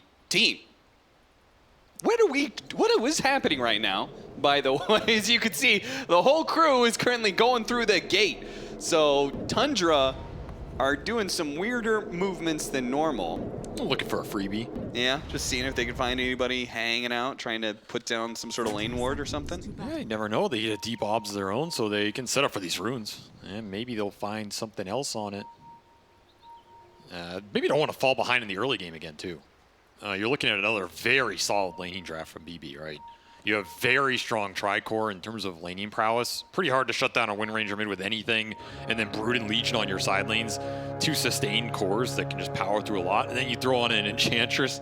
It's a lot. So I don't blame Tundra for trying to find some small openings here and give them a little bit of an advantage. You know my feelings on mid-Mars. Yeah, I don't think I have to talk about that. Well, I don't hate it. I just think it is incredibly difficult to execute in Pro Dota. I think it was a really good pick for this game, though.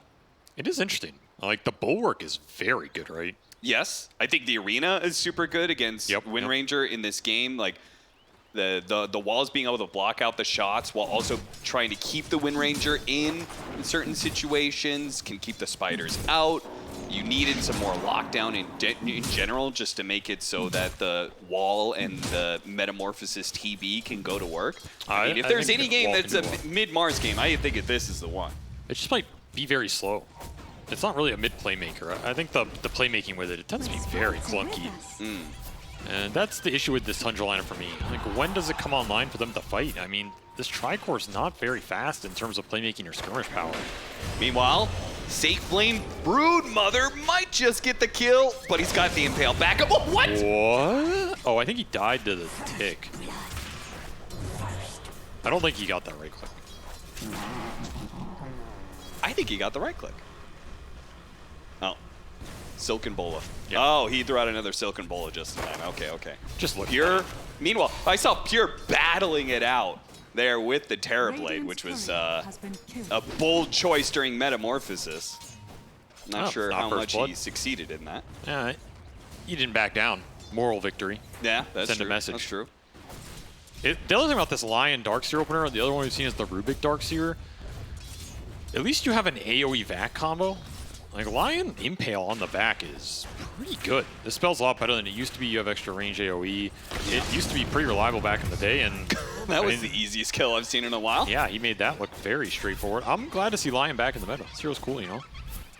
Yeah, it's like Shadow Shaman, but not totally shit. Radiant's bottom tower Hey, man. is under attack. Don't do him dirty like that. What did he do to you? I mean, I remember I played this hero at the New Frontiers patch, and I thought it was pretty good back then. Yeah. Everybody gave me shit, so where are you now, haters? Suck it. Taking some lessons from Quinn or what? Sox is going to try and put it to use here.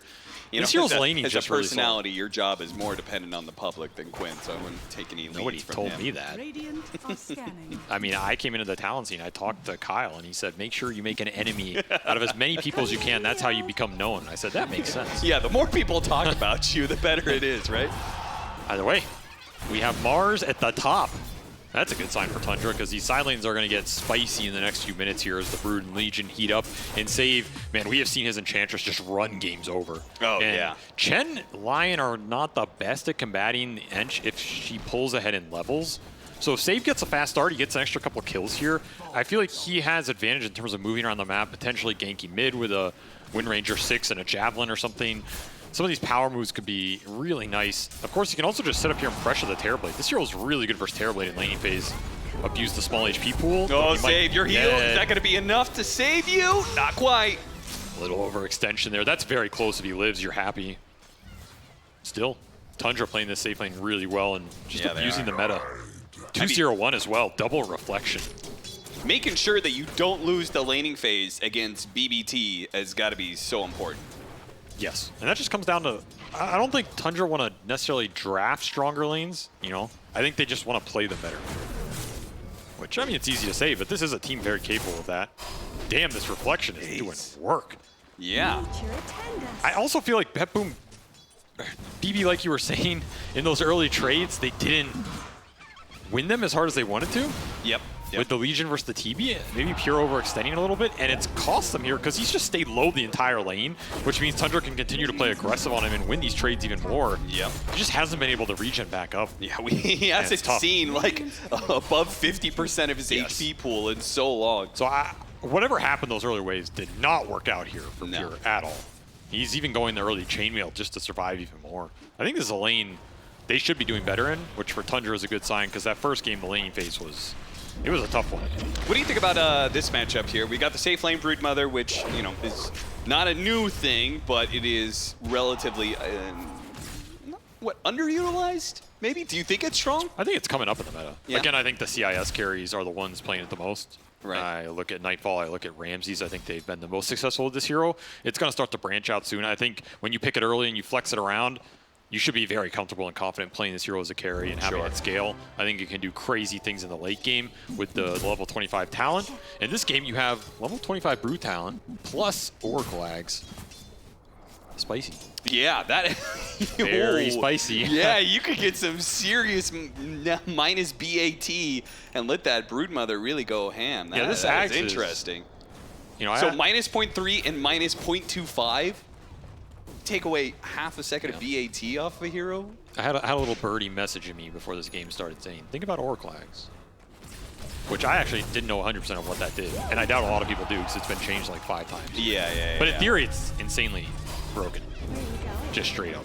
Now, Snake King has been getting a big value. I saw earlier he was using the Bulls, which that poison is actually pretty effective against the Enchantress. Nobody really uses the Bulls. What the Bull? Because of the rebellion, of course. They can't be you can't control a Bull. Right. They're going to try and control GPK.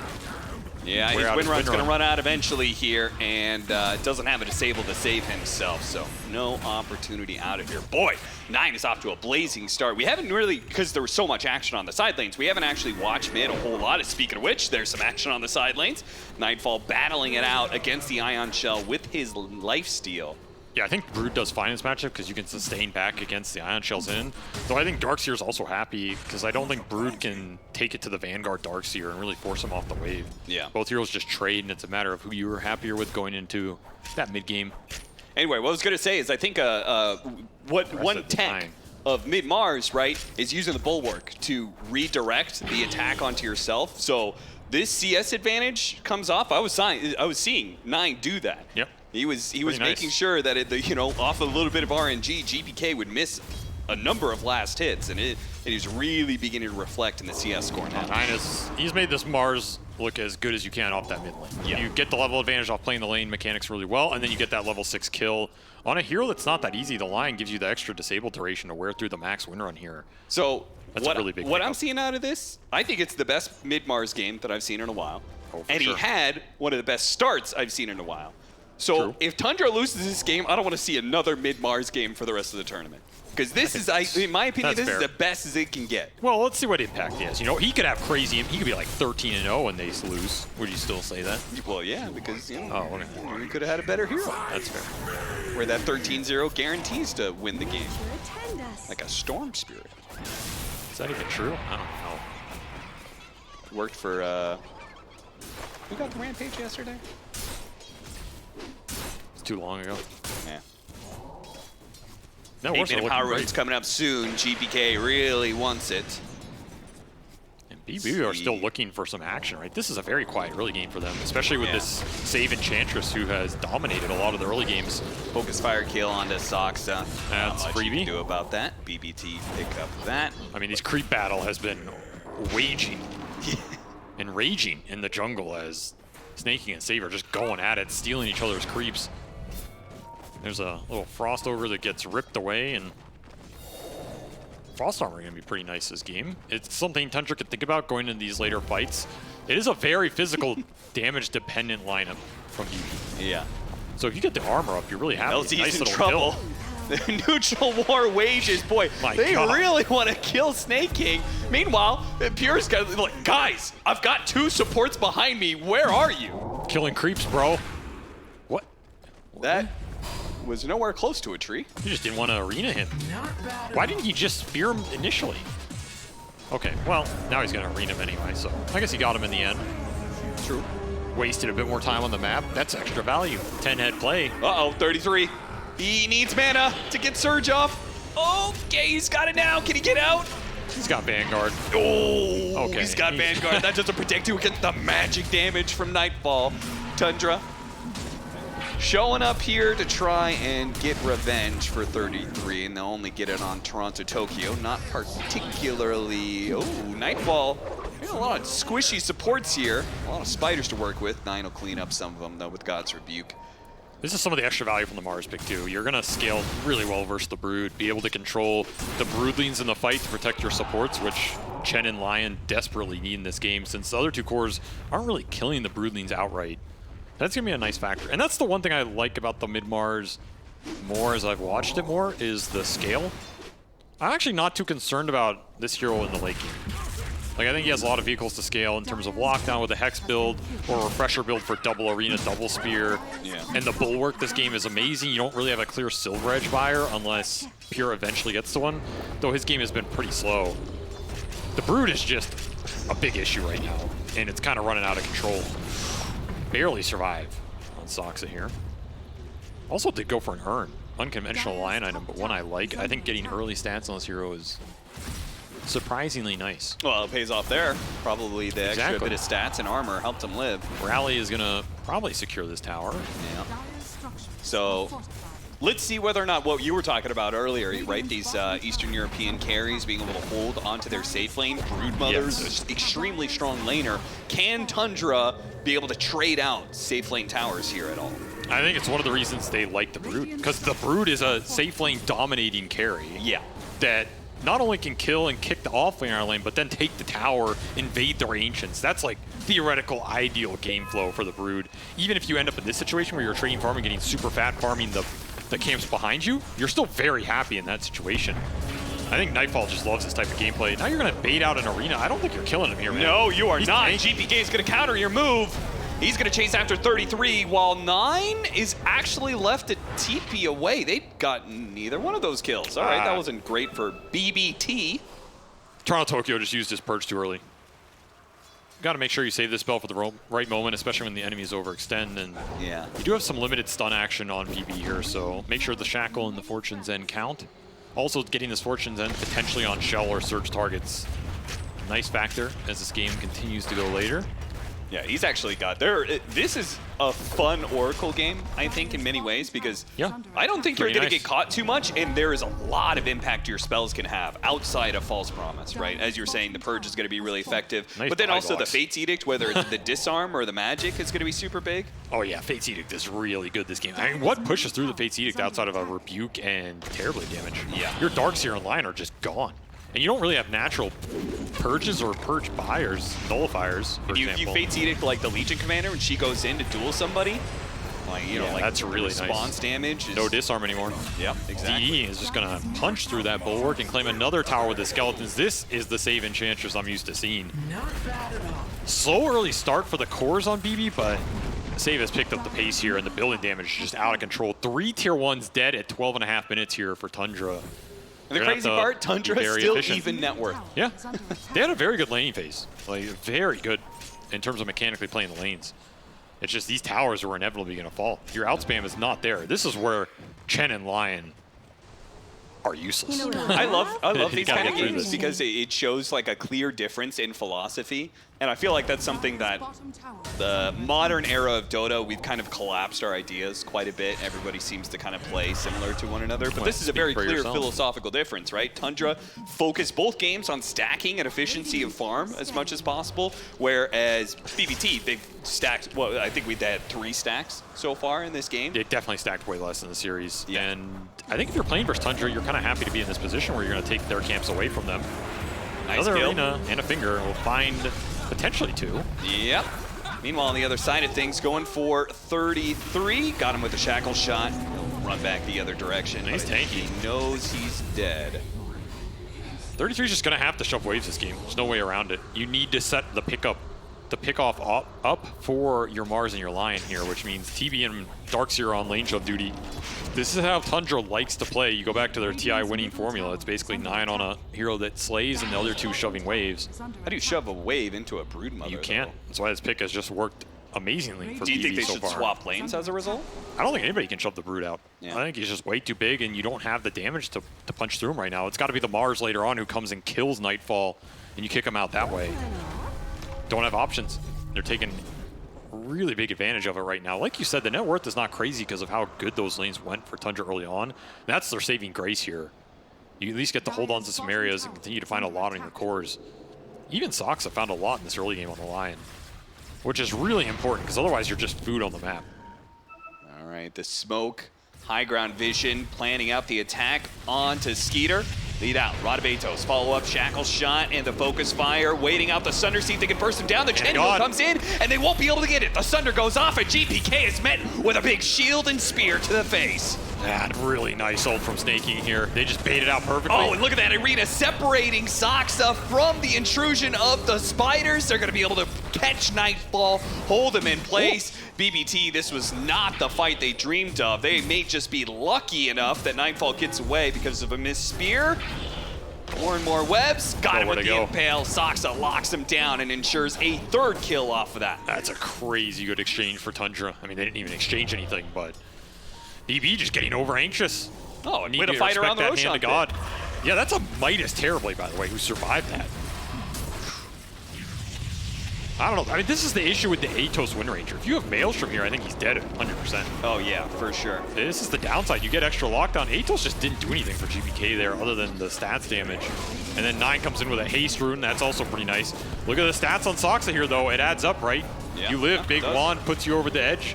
And suddenly you're a 1300 HP Lion that's baiting out Nightfall deep into the fight. Get the Brood on top of it. A Brood that was causing you a lot of problems on the map. You drew him out of his webs. You used a bunch more top. Now he's going to have to go back bottom. You got a lot out of that right outside the Roche pit, straight into an Aegis for a Midas Terrorblade that did not deserve an Aegis. He will get it. Well, now that Aegis means that Midas is all the more secure. And hey, Blink is already done for the Lion here. It's the other upside for the hero this patch. You get these kills are worth a lot more, and suddenly these items that were difficult to get to in previous metas are a lot more feasible. He's 1,000 behind GPK, by the way. That's crazy, because this is not an easy Lion game. You're against a Brood, you're against an Enchantress who can run you over the map, you're against an Oracle who can counterplay you. Like, Soxa is putting in work right now, and putting Tundra in a very good position to now take aggressive fights, especially if he finds Toronto Tokyo at the start of an engagement or finds GPK off a Hex, no wind run, just burst the Ranger. It's a scary hero for BB to team fight. And that Harpoon for Nightfall just did not pay off when he wanted it to. He got it ultra fast here. Goes to a team fight with it and dies? Yeah, I've seen a lot less of these Harpoon rushes. Well, I think he really wanted to abuse the supports this game. Like, you end up in a situation where you're running down the line in the Chen. This Harpoon feels great. Just that fight went horribly wrong. And now you're going to have to farm with it. And Midas, Terrorblade, Darkseer pushing in the waves, getting fat. All those tier 1s down for BB, but they can't use it for anything. They're going to have to smoke up the Blade Mail on Pure, try and find a big pick-off. They do not want a Chen. They want a core. He just running in. The Arena they got catching the full Oracle. supports with the Arena in it. Meanwhile, the duel going off onto the Darkseer, but the heals are not making it easy for Pure. He's not going to be able to get it. Somehow Save is still alive through that. Not anymore. He dies with Spartan Reflection. GPK behind 9. Spear finally throws it out. Bit too late. He now falls. Skeeter fighting perhaps alone against a horde of BB team members. And Sunder last second. No, he's going to hold it for the second life now. This fight just went horribly wrong for Tundra. It really did. Didn't do anything for him. Nightfall going to be saved by the False Promise. Last second there. Sunder going to be used, but with low health, Broodmother with False Promise. Can't Sunder the carry, so can't really do much. All that damage is just Nightfall, man. 2 Insatiable Hungers. He just walks in there, starts beating on people. Every time I see this Brood, it just looks insane. How did they get this initiation on the 2 supports? Duel does nothing, and they lose the fight. There's just no sustained damage. Right off the initial burst, okay, you get the supports. All 3 cores for BB are pretty happy. GPK is just taking 9 down eventually here. Only 1 level in the Bulwark. Not enough to sustain for another round of spells. Yeah. You're just kind of out of gas. If the Lion goes down, he's a lot of your sustained team fight, at least at this point in the game, until the Terrorblade's bigger. This is also another game where the wall illusions are just... Who cares, right? Yeah. It's another advantage of Brood that kind of goes under the radar. Like a lot of these reflection spells or ability to turn like Agi or universal carries against themselves don't really work on Brood because it's all based on bonus damage from Insatiable and the Shard and just her spells. Sure, yeah. So like you reflecting a Brood or you getting a Brood wall illusion is or like not Atrophy Aura or something like that, like base damage reduction. And I actually think it's something where these weird new hybrid carries thrive, where some of these old Agi carries got punished. Like you go back to these Juggernauts or Phantom Assassins or even Terrorblade. Phantom Assassin, I haven't heard that name in a while. Exactly, because it's like you have a Shadow Demon versus them or a Darkseer, you get that illusion, it's doing work, right? Yeah. You get a Grimstroke, you get a Dark Portrait, you might just kill the whole team. What the hell is like a Brood Portrait doing? It's irrelevant. And then meanwhile, the hero's still killing you because she has crazy stats. So I don't know. It's truly a new world. It's a whole new world out there. Well, not for Phantom Assassin. Same old world for her. Duel on Chen. That's a pretty good target. Yeah, if they can kill it, but the Arena Wall once again protecting the Hand of she God, still dies, yes, but they don't win the duel. Now Tundra on the run here. Do we have a wall? They're just not even going to try and turn this. The slam of the Ogre Bruiser. Nailing save. He's not happy about that one. Neither is Skeeter. Oh, Skeeter TP'd out, got caught by the Rod of Atos. This game is still very even. Hidden well enough. But BB are finding a lot of momentum right now as they push towards Purest BKB. He's only 0-2. He has no duel wins. Yeah. And it still doesn't feel like they can stop. These duels aren't even winning in the fights. Finding Chen is best case scenario, though. Anytime you can take Chen out at the start, that's a nice little double ravage. Son. Not instantly. Toronto Tokyo got off the false promise on himself. He might even live through this one. I think he will. Oh, barely lives through it all. They get the duel? Okay. The impetus going to work. There's on a winner. The backside of the Mars. They'll get that kill. Run down Snake King. Tundra, twice now. Things looked good at the start, but fall apart shortly after. BB just ramping up the aggression. They know the cooldowns are in place for Tundra and catching them off guard numbers-wise. His Tundra efficiency and greed is not working out for him, as Nightfall just put the team on his back in that early game, and there's no answer for the Brood right now. I don't know what it's going to be in the short term either. These heroes don't deal well with him outside of just kiting out his BKB. That's what the early Harpoon is designed to deal with as well. And Pavis Shard for Toronto Tokyo, this Oracle is tankier than you think, especially if he gets that proc off. He's got the Rain of Destiny. This spell's good. It's way, way better now that it's on the Shard instead of the Ags. Yeah, for sure. And So now you could, I mean, they throw out the arena and catch some heroes in it. You could just, boom, throw your hero. you also have Duel and Shackle, spells that are like guaranteed to lock heroes in a certain vicinity where that rain adds up over time. Sure. I actually think Oracle is one of these heroes that is insanely busted. Oh, yeah. It's just going to take people figuring out how they want to use it. The changes to Fate's Edict are not rational. Like, they just aren't. It is one of the biggest buffs that a hero has received in, like, years. You read that change, I refuse to believe this hero is not busted off that change. I just refuse. It doesn't make any sense. An ability that was supposed to be very strong but had downsides to it, and then they just took away all the downsides. I think the hero just doesn't feel great on lane or the early game, you know? Like, it doesn't rotate, it doesn't play with some playmaker mid. Yeah. So what, though? If the hero's just busted, right? I think people are eventually going to figure out the little combos they like, the Ags, the Shard, the Talents. This hero has better cast range on some of the spells than he used to, and the Fate's Edict change. It's just insane upside if you can make this hero work. And it was a first phase here, right? They will find Nightfall. They're not going to get this kill. False Promise ready to go. They even try and spear him farther away from Toronto Tokyo, but Nightfall doesn't even need the False Promise. He's going to be up to full off the lifesteal. Oh, vacuum back in, but a runaway. They don't want to take this fight. Now, where's the damage? Into the rain, into the Oracle. You're not even getting on top of Toronto Tokyo here. Yep. And Skeeter, Manta dodge, stops the duel from Cure. That was pretty clutch. That was a fast move from Skeeter. I think you're in trouble if you get dueled there. Yeah, I think so too. The issue is that's your meta, and this next Roshan is coming up. You're going to be able to contest it if you're Tundra, and if you don't, are we looking at a very early high ground situation for BB where they just put the Aegis on the Brood and let him go to work? You have sustain behind him, you have 2 sustained supports, you have a save in Pure with the press the attack, so you can't even really just all in somebody. That's the really annoying part about this BB lineup. You have a Lion and a Mars who have to jump and stun people. Yeah. And you have a Legion save, an Enchantress you can't go on, and an Oracle save. Yeah. If you jump the Oracle, he gets press the attack, saves himself. I mean, the fight's terrible. So I don't really know who you jump here if you're Tundra. You just need more sustain. You need more damage. You need more HP. And you need more anti-sustain. I think the Scotty is going to be a huge point that's a big one. Of pressure for Tundra on the Terrorblade. But we're not getting that. We got full-out Hurricane Pike. We got Manta. I think he's thinking about Lincoln's next to try and stop the duel. Honestly, the more I'm watching this game, it's just feeling like an outdraft, right? I don't know what the spells on Tundra's side are doing to help them win these 5-on-5s.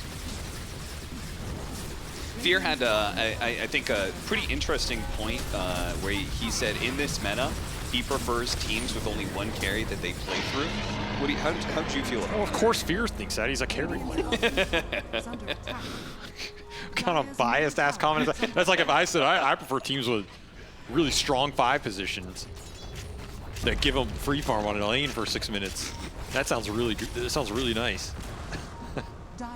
You lost me at strong 5 positions. Yeah, what is a strong 5 in the meta? I guess it's not Shen here. Snaking has struggled, and now 33. You are damage for Pure, my friend. You can Crimson Guard off that damage all you want. Oh, come on, man. I mean, this is just... What did the creeps do to you? They was that necessary? Holding gold is what they were doing. There's no ratting in this game. I just don't even know what the pickoff threat is for Tundra either, right? Normally, I think it would be some higher damage off of 9's hero.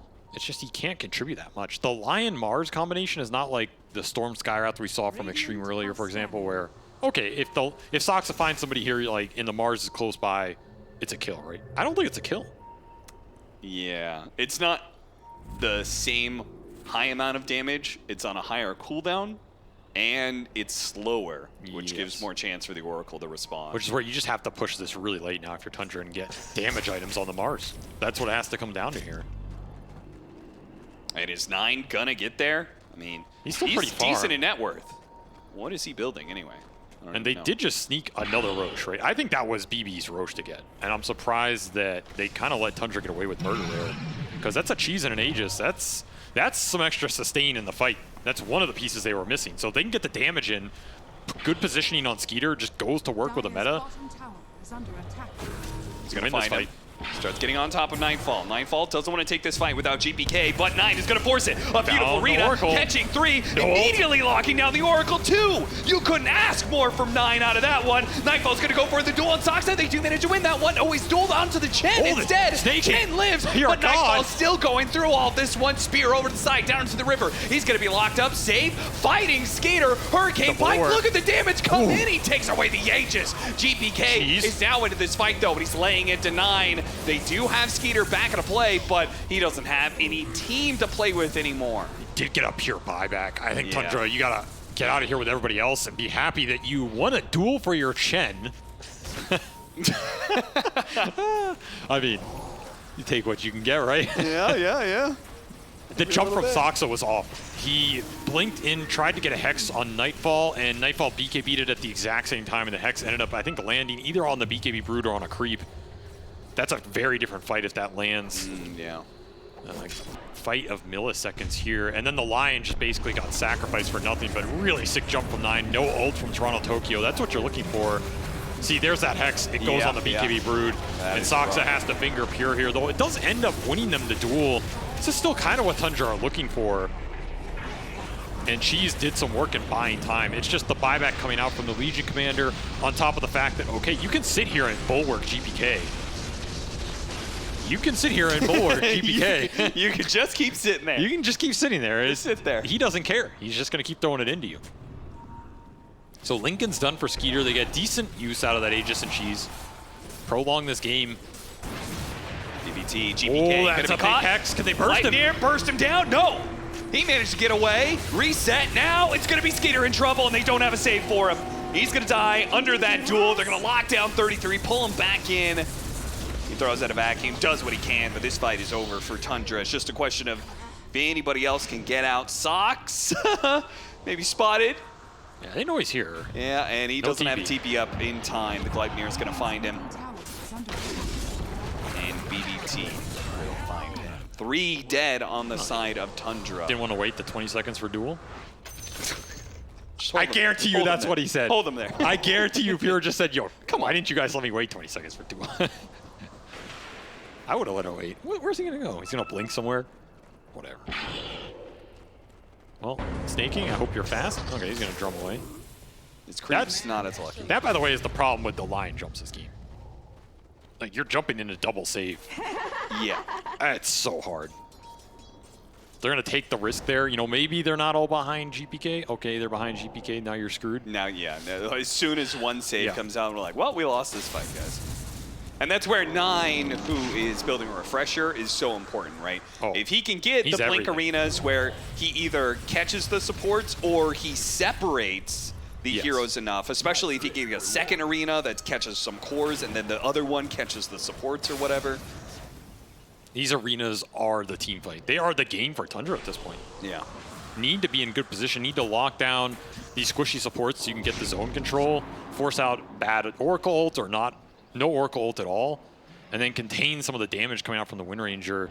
Maybe even mess up the Brood a little bit if Nightfall doesn't want to pop an early BKB. Thought it was interesting. Nightfall at some point had the Shard queued up. Didn't actually buy it out, but... I kind of agree with this. I don't think you need the Shard too early. If you get it off the Tormentor because everybody else buys one, okay, so be it. He'll probably buy it eventually. Silver Edge is just so damn good. Yeah. We talked about it at the beginning. Amazing bulwark game. Not a lot of natural Silver Edge buyers unless you want to force it earlier, which is pretty much between the Legion and the Brood. I mean, they're natural in terms of both heroes like building it. It's just not something I think would have come out super earlier. The fact that Nightfall is this rich, though, he's just going to go and break the Mars, and then your team fight's gone. And Pure is pretty damn rich, too, now with the Nullifier. Yeah, big items coming out for BB here. Oof. Nullifier on him, Silver Edge for Nightfall, and Ags for GPK. These cores just got a lot scarier in the last minute. 33, I don't know if you're going to like what you're going to do. Oh, he's still going to be caught by the Gleipnir. He's going to be dueled. Yeah. And he's going to be killed. Pure now up to 132 extra damage. It's getting big. Slow start, not a slow mid-game. Refresher finish for the Mars. It's got to be Tundra's best chance to get back in this game. Yeah, this is your great hope right here. Especially, I mean, they've gotten 2 Roshans. I think that's also what's kept them pretty competitive here. Yep. Just the scale for BB looks insane again. That's the scary part about how this team plays and how they draft. Like, their early games are some of the best in the tournament, and their lineups always scale really well into the game. Like we saw last game, never under right? pressure to end it. That was a draft where we felt like, all right, Tundra have better late game for sure. I mean, BB disagreed. And the way they itemized build and got net worth on everybody, it just didn't matter. Yeah, they disagreed with a 30,000 net worth lead. Well, yeah, I mean, you know what I'm saying.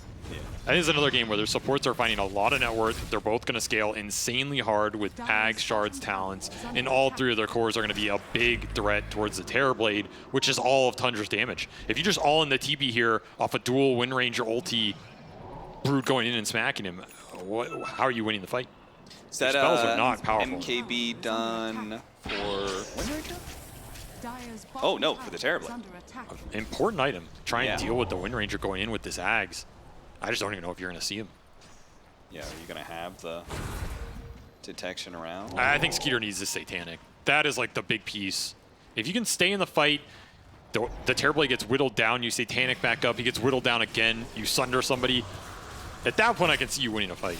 They're going to have to do it with double Arena and 2 Terrorblade lives so you can get a Sunder all. 9 wants that jump on a GPK, I think, but they're going to jump try is and everything. wrap farther around. They're going to clash into each other here. 9, okay, the jump first happens on Enchantress. Instant save out from the Legion Commander. Meanwhile, Nightfall going straight to it. Saxa able to get away with the Ogre Seal Totem, but not very far. Meanwhile, this duel, it's going to work out. The Mars goes down. 33, meanwhile, the shot's in for the Impetus. Boy, save. He is laying out some hefty damage in these fights, man. Saxa and Snaking trying to make sure that Skeeter can retreat out here cleanly, but he won't be able to make it that far. GPK locks him down with the Gleipnir. They can keep chasing. They're going to deal with the supports first, and look at Pure offering a high five. He's going to... Oh, he dies, actually. No barely. uphill miss. No high ground misses. Dies to the extra bit of illusion damage there as well. Skeeter, once again, trying to TP out from the same spot. This time, he'll make it. These Terrorblade illusions were doing work. They were actually killing Nightfall on the backside of that. He got penitence and the illusions were hitting him. They had to get Oracle ulted. So Skeeter is dealing some significant damage, does end up getting Pure out of that as well, off of a team fight that Tundra basically had no business getting anything out of. Yeah, I mean... that initiation is negative value. Once you go on an Enchantress and you get dueled on your Mars, there goes everything. Didn't even get the refresher off, I think, so yeah. No second round of spells here. Look at how much damage Nightfall takes here on the backside. Yeah, like the penitence is like, oh applied, crap, he almost died to the finger. Nice ult. This is just a rout at this point. And I think Skeeter is lucky to get the Pure kill because he got up the ramp here. Tower is under attack. Maybe part of that being the MKB 80% proc. I guess it's when the attack gets thrown, right? No, it's when you get up. Yeah, when it hits you is whether or not it's the high ground hit. Then again, maybe Skeeter got up to his own high ground area. Maybe. And he is going to be building towards that Satanic. Aghanim Scepter done for 33. Does that make a difference? I mean, it helps a little bit on the Legion or Brood.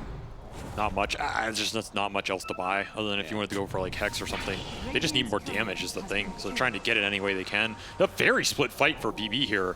Save is in the base. That's who they want to break these. Yeah, this is an opportunity. Just kill Toronto Tokyo as quick as possible. Yeah, that's not very quick. And then get more after that one. Unfortunately, the false promise goes off, and Nightfall starts going to work onto his own support kills. He gets Saxa once again. Meanwhile, focus fire, but the arena is going to help protect Snake King here, locking down GPK as best they can. A second arena going to be used, a second spear to be able to lock him down, trying to help out, but 33 does end up dying as Pure gets another dual win. GPK fell at the same time, and he's happy with this one. Nightfall went in for that kill. You cannot underestimate the damage of this Terrorblade with an MKB. You just got exterminated, son. There used to be a spider in this game. Buyback's coming out for Tundra now. They want to try and commit to win this Roche fight. Pure is going ham. But he's fighting for his life. Absolutely going ham. Skeeter, he wins it. Not even close. Too many out heals, and now with a nullifier placed on a Saxa, Ogre Seal totally affected by that. Nightfall. He'll claim the kill, delivered to him on a silver plate. I mean, you thought the carry was Nightfall. Nightfall's arguing here. He's like, I thought I was the carry, guys. Pure says, no, take a seat, my friend. I'll get the job done. That dual damage is adding up. Yeah. I'm still surprised Nightfall did the most there, by the way.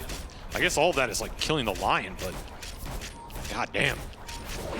Skeeter putting in work. This is just a very tough game to 1v5, and that's going to be a refresher shard going BB's way. Did cost some Nightfall's buyback here. We're closing in on that 25 talent for the Broodmother, too. Yeah, that's a big one.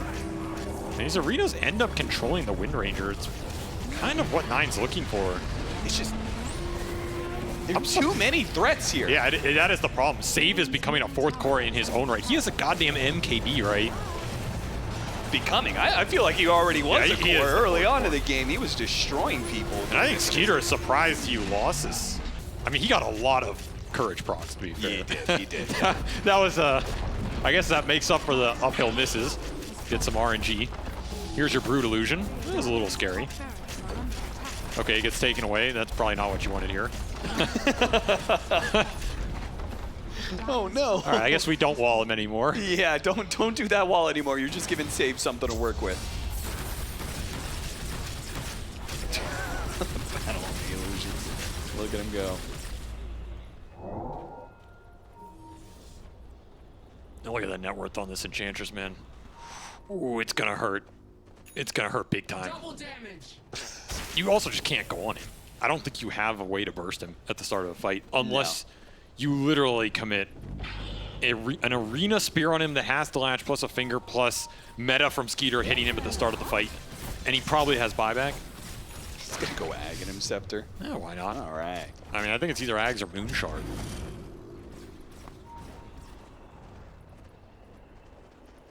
Smoke up from Tundra. Where are they going to head to here? I don't think they want the full 5-on-5. They're looking for some straggler on the map, some easy pick-off, someone getting greedy. There's no way you're taking this into the Aegis right now. Yeah. BBT, meanwhile, they're going to force the head up issue to the high ground. I mean, that Brood talent's coming, man. Yeah. It's coming fast here. And even just in general, just these levels on a universal hero. Okay. An opportunity, a save, goes out, spear, still, that false promise comes in last second, still keeping that Aegis alive. The duel, is it gonna be one? Barely, but they both are gonna go down here. Nightfall, is he gonna end up healing or dying? Losing his Aegis? Does die. He's dead. That's gonna be the first life.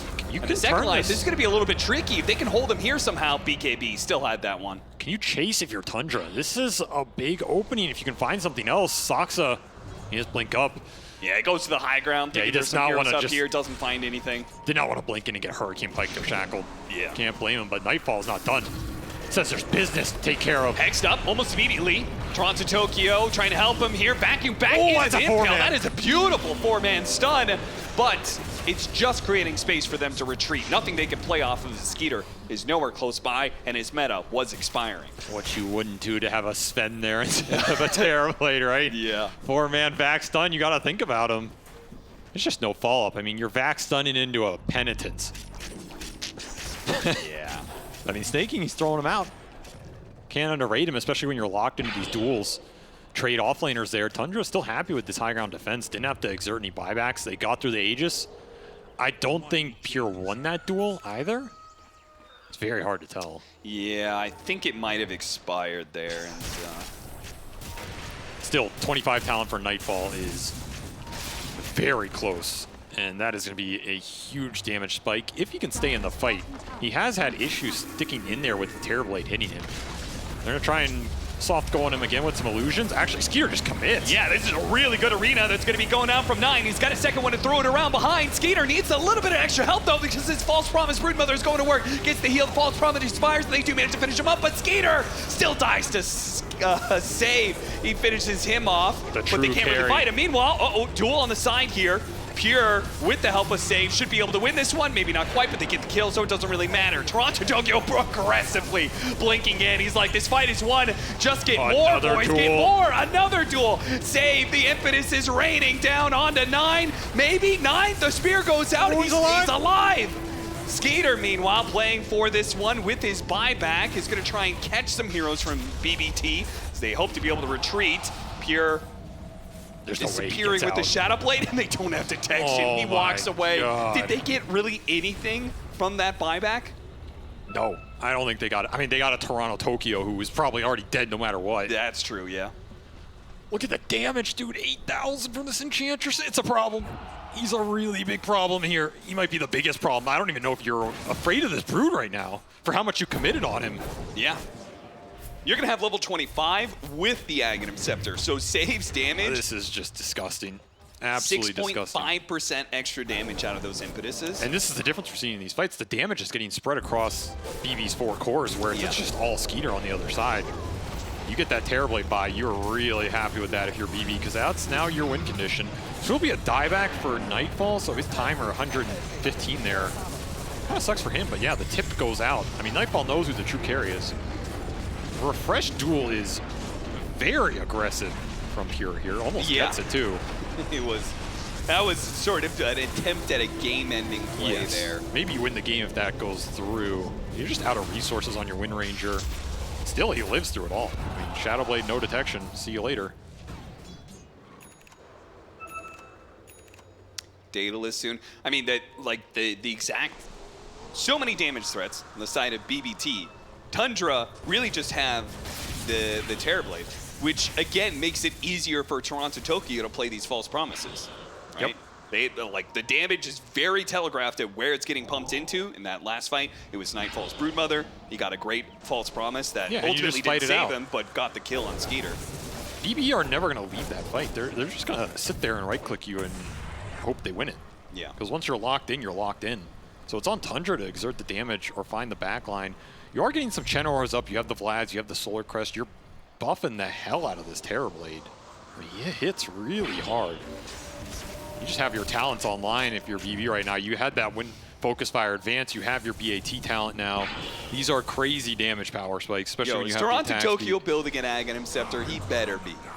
I don't think so. Oh, shame. Doesn't know, man. He doesn't know. Either way, smoke from Tundra. Who are you going to find? Who do you want to find? GPK is going to lead the charge with his invisibility. Gleipnir going to be able to catch two. We got the Arena Hex. In response does manage to get the Hex, but an instant save. Yeah, it's comes always out a into save. the BKB, and they manage to get the duel onto the Terrorblade. Is this he's the fight that winning you it. want, Pure? You're surrounded by too many heroes. The false promise, and literally the lowest amount of HP you could have asked for. What a save from Toronto Tokyo that finishes off Skeeter, and without the Terrorblade, how can you win this still fight, alive. Tundra? The answer is just, you can't. They finish off GPK for sure, but there are too many damage threats on the side of BBT. They will run you over, and you don't have buybacks anymore. Oh, Toronto Tokyo. Did him real dirty there. Good. And that plus the shackle, right? That shackle from GPK was just beautiful. Locks the Terrorblade, and he dies 100-0 after that duel in the course of a shackle. No save for Tundra. This Chen is just not pulling the same weight. That's a dieback for your Terrorblade. Yeah, and that's probably going to be BBT just running it down. Yeah, I don't think you have Nothing the answers can stop anymore. you. I don't think you had them at any point in this series. When you've got this much physical damage across 4 different heroes, buildings die fast. Yeah, you got a couple extra carries here in the basket. Nightfall did the heavy lifting in that early and mid, but goddamn if Save and Pure didn't pick it up. And yeah, That will be a 2-0 for BBT. what an impressive series, right? Yeah. This team is just so terrifying because they can beat you at any point in the game. They can crush you in the early game. They can outplay you on the map in the mid game with some pickoff and some double save. And they can just straight up outscale you because they have two of arguably the best carries of the last few years in Pure and Nightfall in those side lanes. Tundra back to the drawing board here. And honestly, I think the second lineup was a little too all in on the Terrorblade for me. And I think teams are way better at dealing with the single-focused carry lineups where you don't have other sources of damage. Yeah. Like, it's okay if you're playing through one hero. You need someone else to help pick up that slack at a certain point, though. Otherwise, these games get stalled, and the net worth just overwhelms you. And I don't think Tundra are a team that's going to run you over fast enough to where, okay, you hit a Butterfly Terrorblade with second Aegis, and you're going high ground. I don't see Tundra being that type of team, right? Maybe the Shopifys of the world or even a BB can play that type of style and run you over with a Chen push strat. Tundra are just, they like to play the map at their own pace, methodically, slower. This type of lineup doesn't do them much favors in that regard unless they crush the lanes. And you are not going to crush BB on the lanes. I just don't see it happen. No, they are way too skilled, I think, in that regard. So, yeah, Tundra are going to have to start thinking about some things. Nightfall's mad about something. I mean, Nightfall and Toronto Tokyo have been having a very It's like, you guys are Interesting taking conversation. way too many kills, way too much gold. I am the carry of this team. Yeah, when he was talking to Toronto Tokyo, he's like, how dare you false promise anybody else with me? But I have to say, it's nice to see some smiles on these guys' faces. They've obviously had some rough goes of it lately with some things. So, you know, being able to succeed here on the main stage is Maybe nice. that's their happy discussion. Yeah, that's true. What would it look like? Yeah, what does what if Nightfall they look like when he lost? loses? I don't know, but all right, so that's going to be a 2-0 for BBT over Tundra.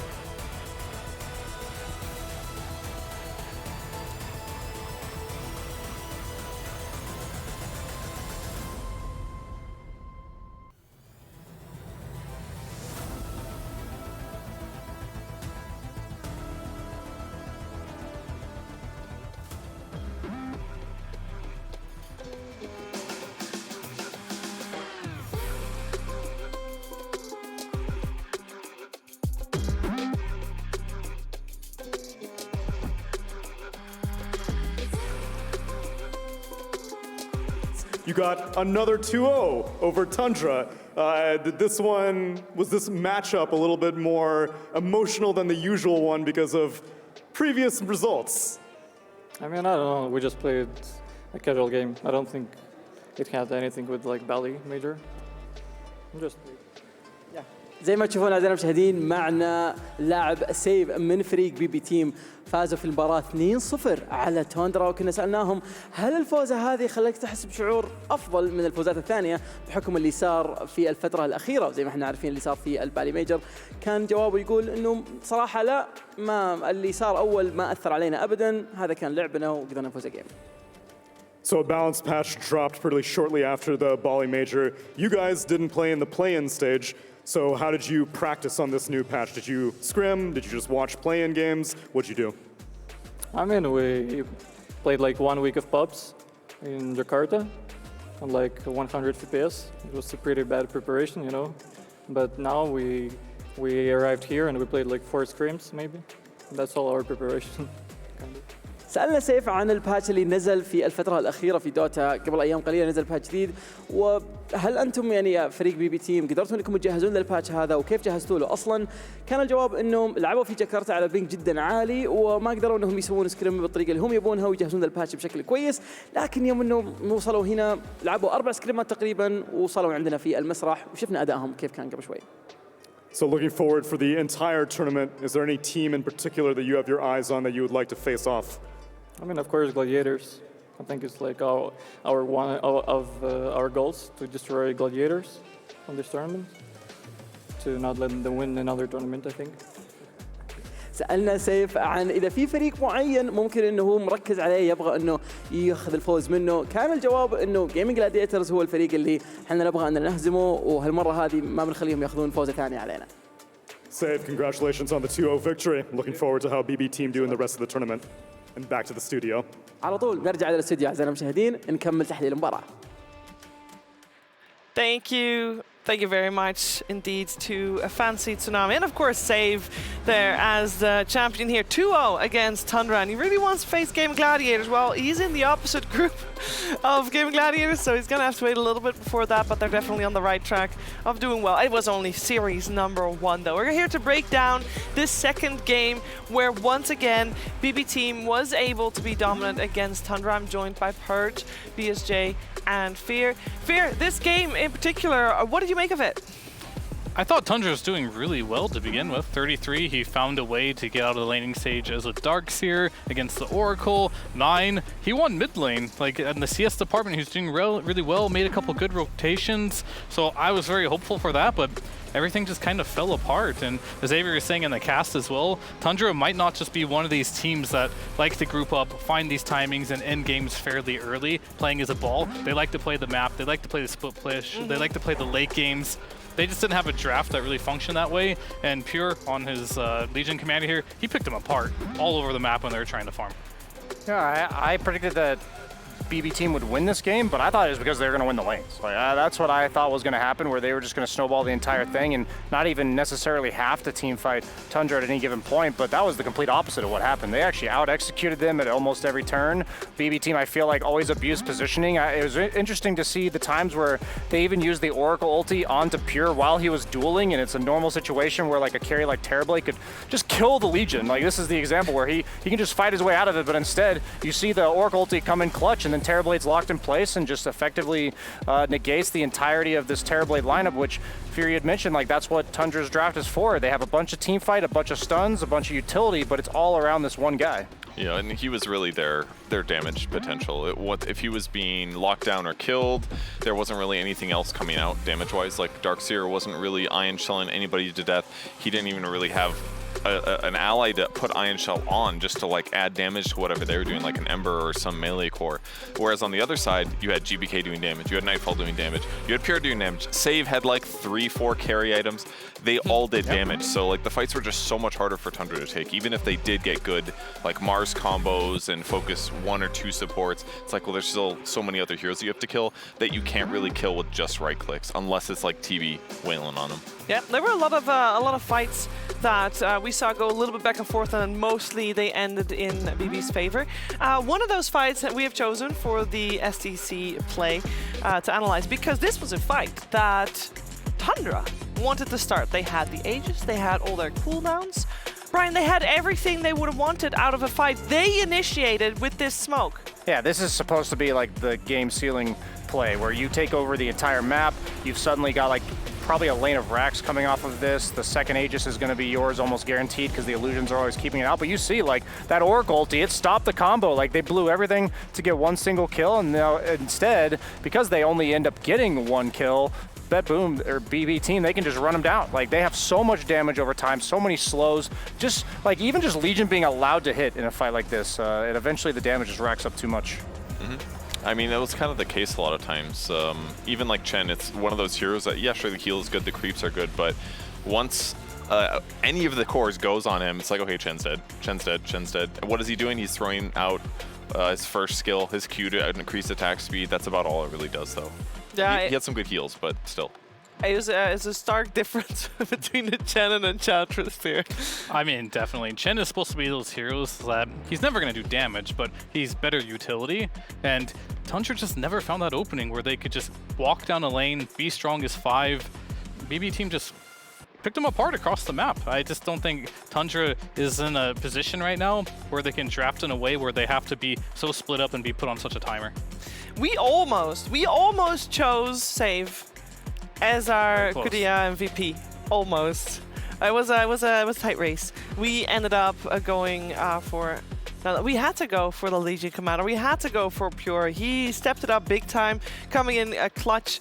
To be honest, I mean, the more I now say this, I'm thinking maybe Toronto Tokyo had a good case as well. But no, we chose Pure as the Quidia MVP Purge, and that is well deserved. Yeah, I think he had it's a similar playstyle as the previous one when he played Axe, right? It's a snowballing offlaner that ganks and gets kills, and I feel like that's a playstyle that really suits him, because it's not really like it's lately at least, it's not the traditional offlaner that buys auras and controls them absolutely. You go around getting kills, and it takes a really high skill player to do it, and we really saw it this game. He's consistently getting duels on the right targets. Like sometimes he maybe got killed or required his team to back him up, like in this case, but he was really getting a lot done, and that just put all the heat on him and allowed his other heroes, his other 3 carries to do something.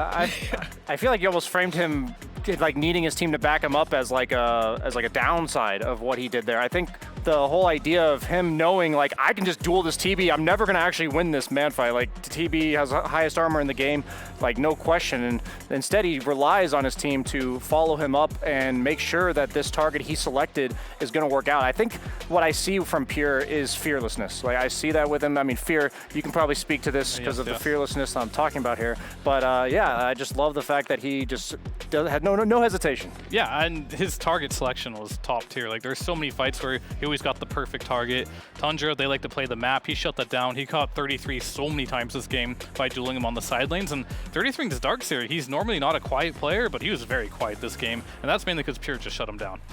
And then there's a player, I know, Brian, you were going to keep your eye on this time around, because we've not seen Toronto Tokyo play Oracle.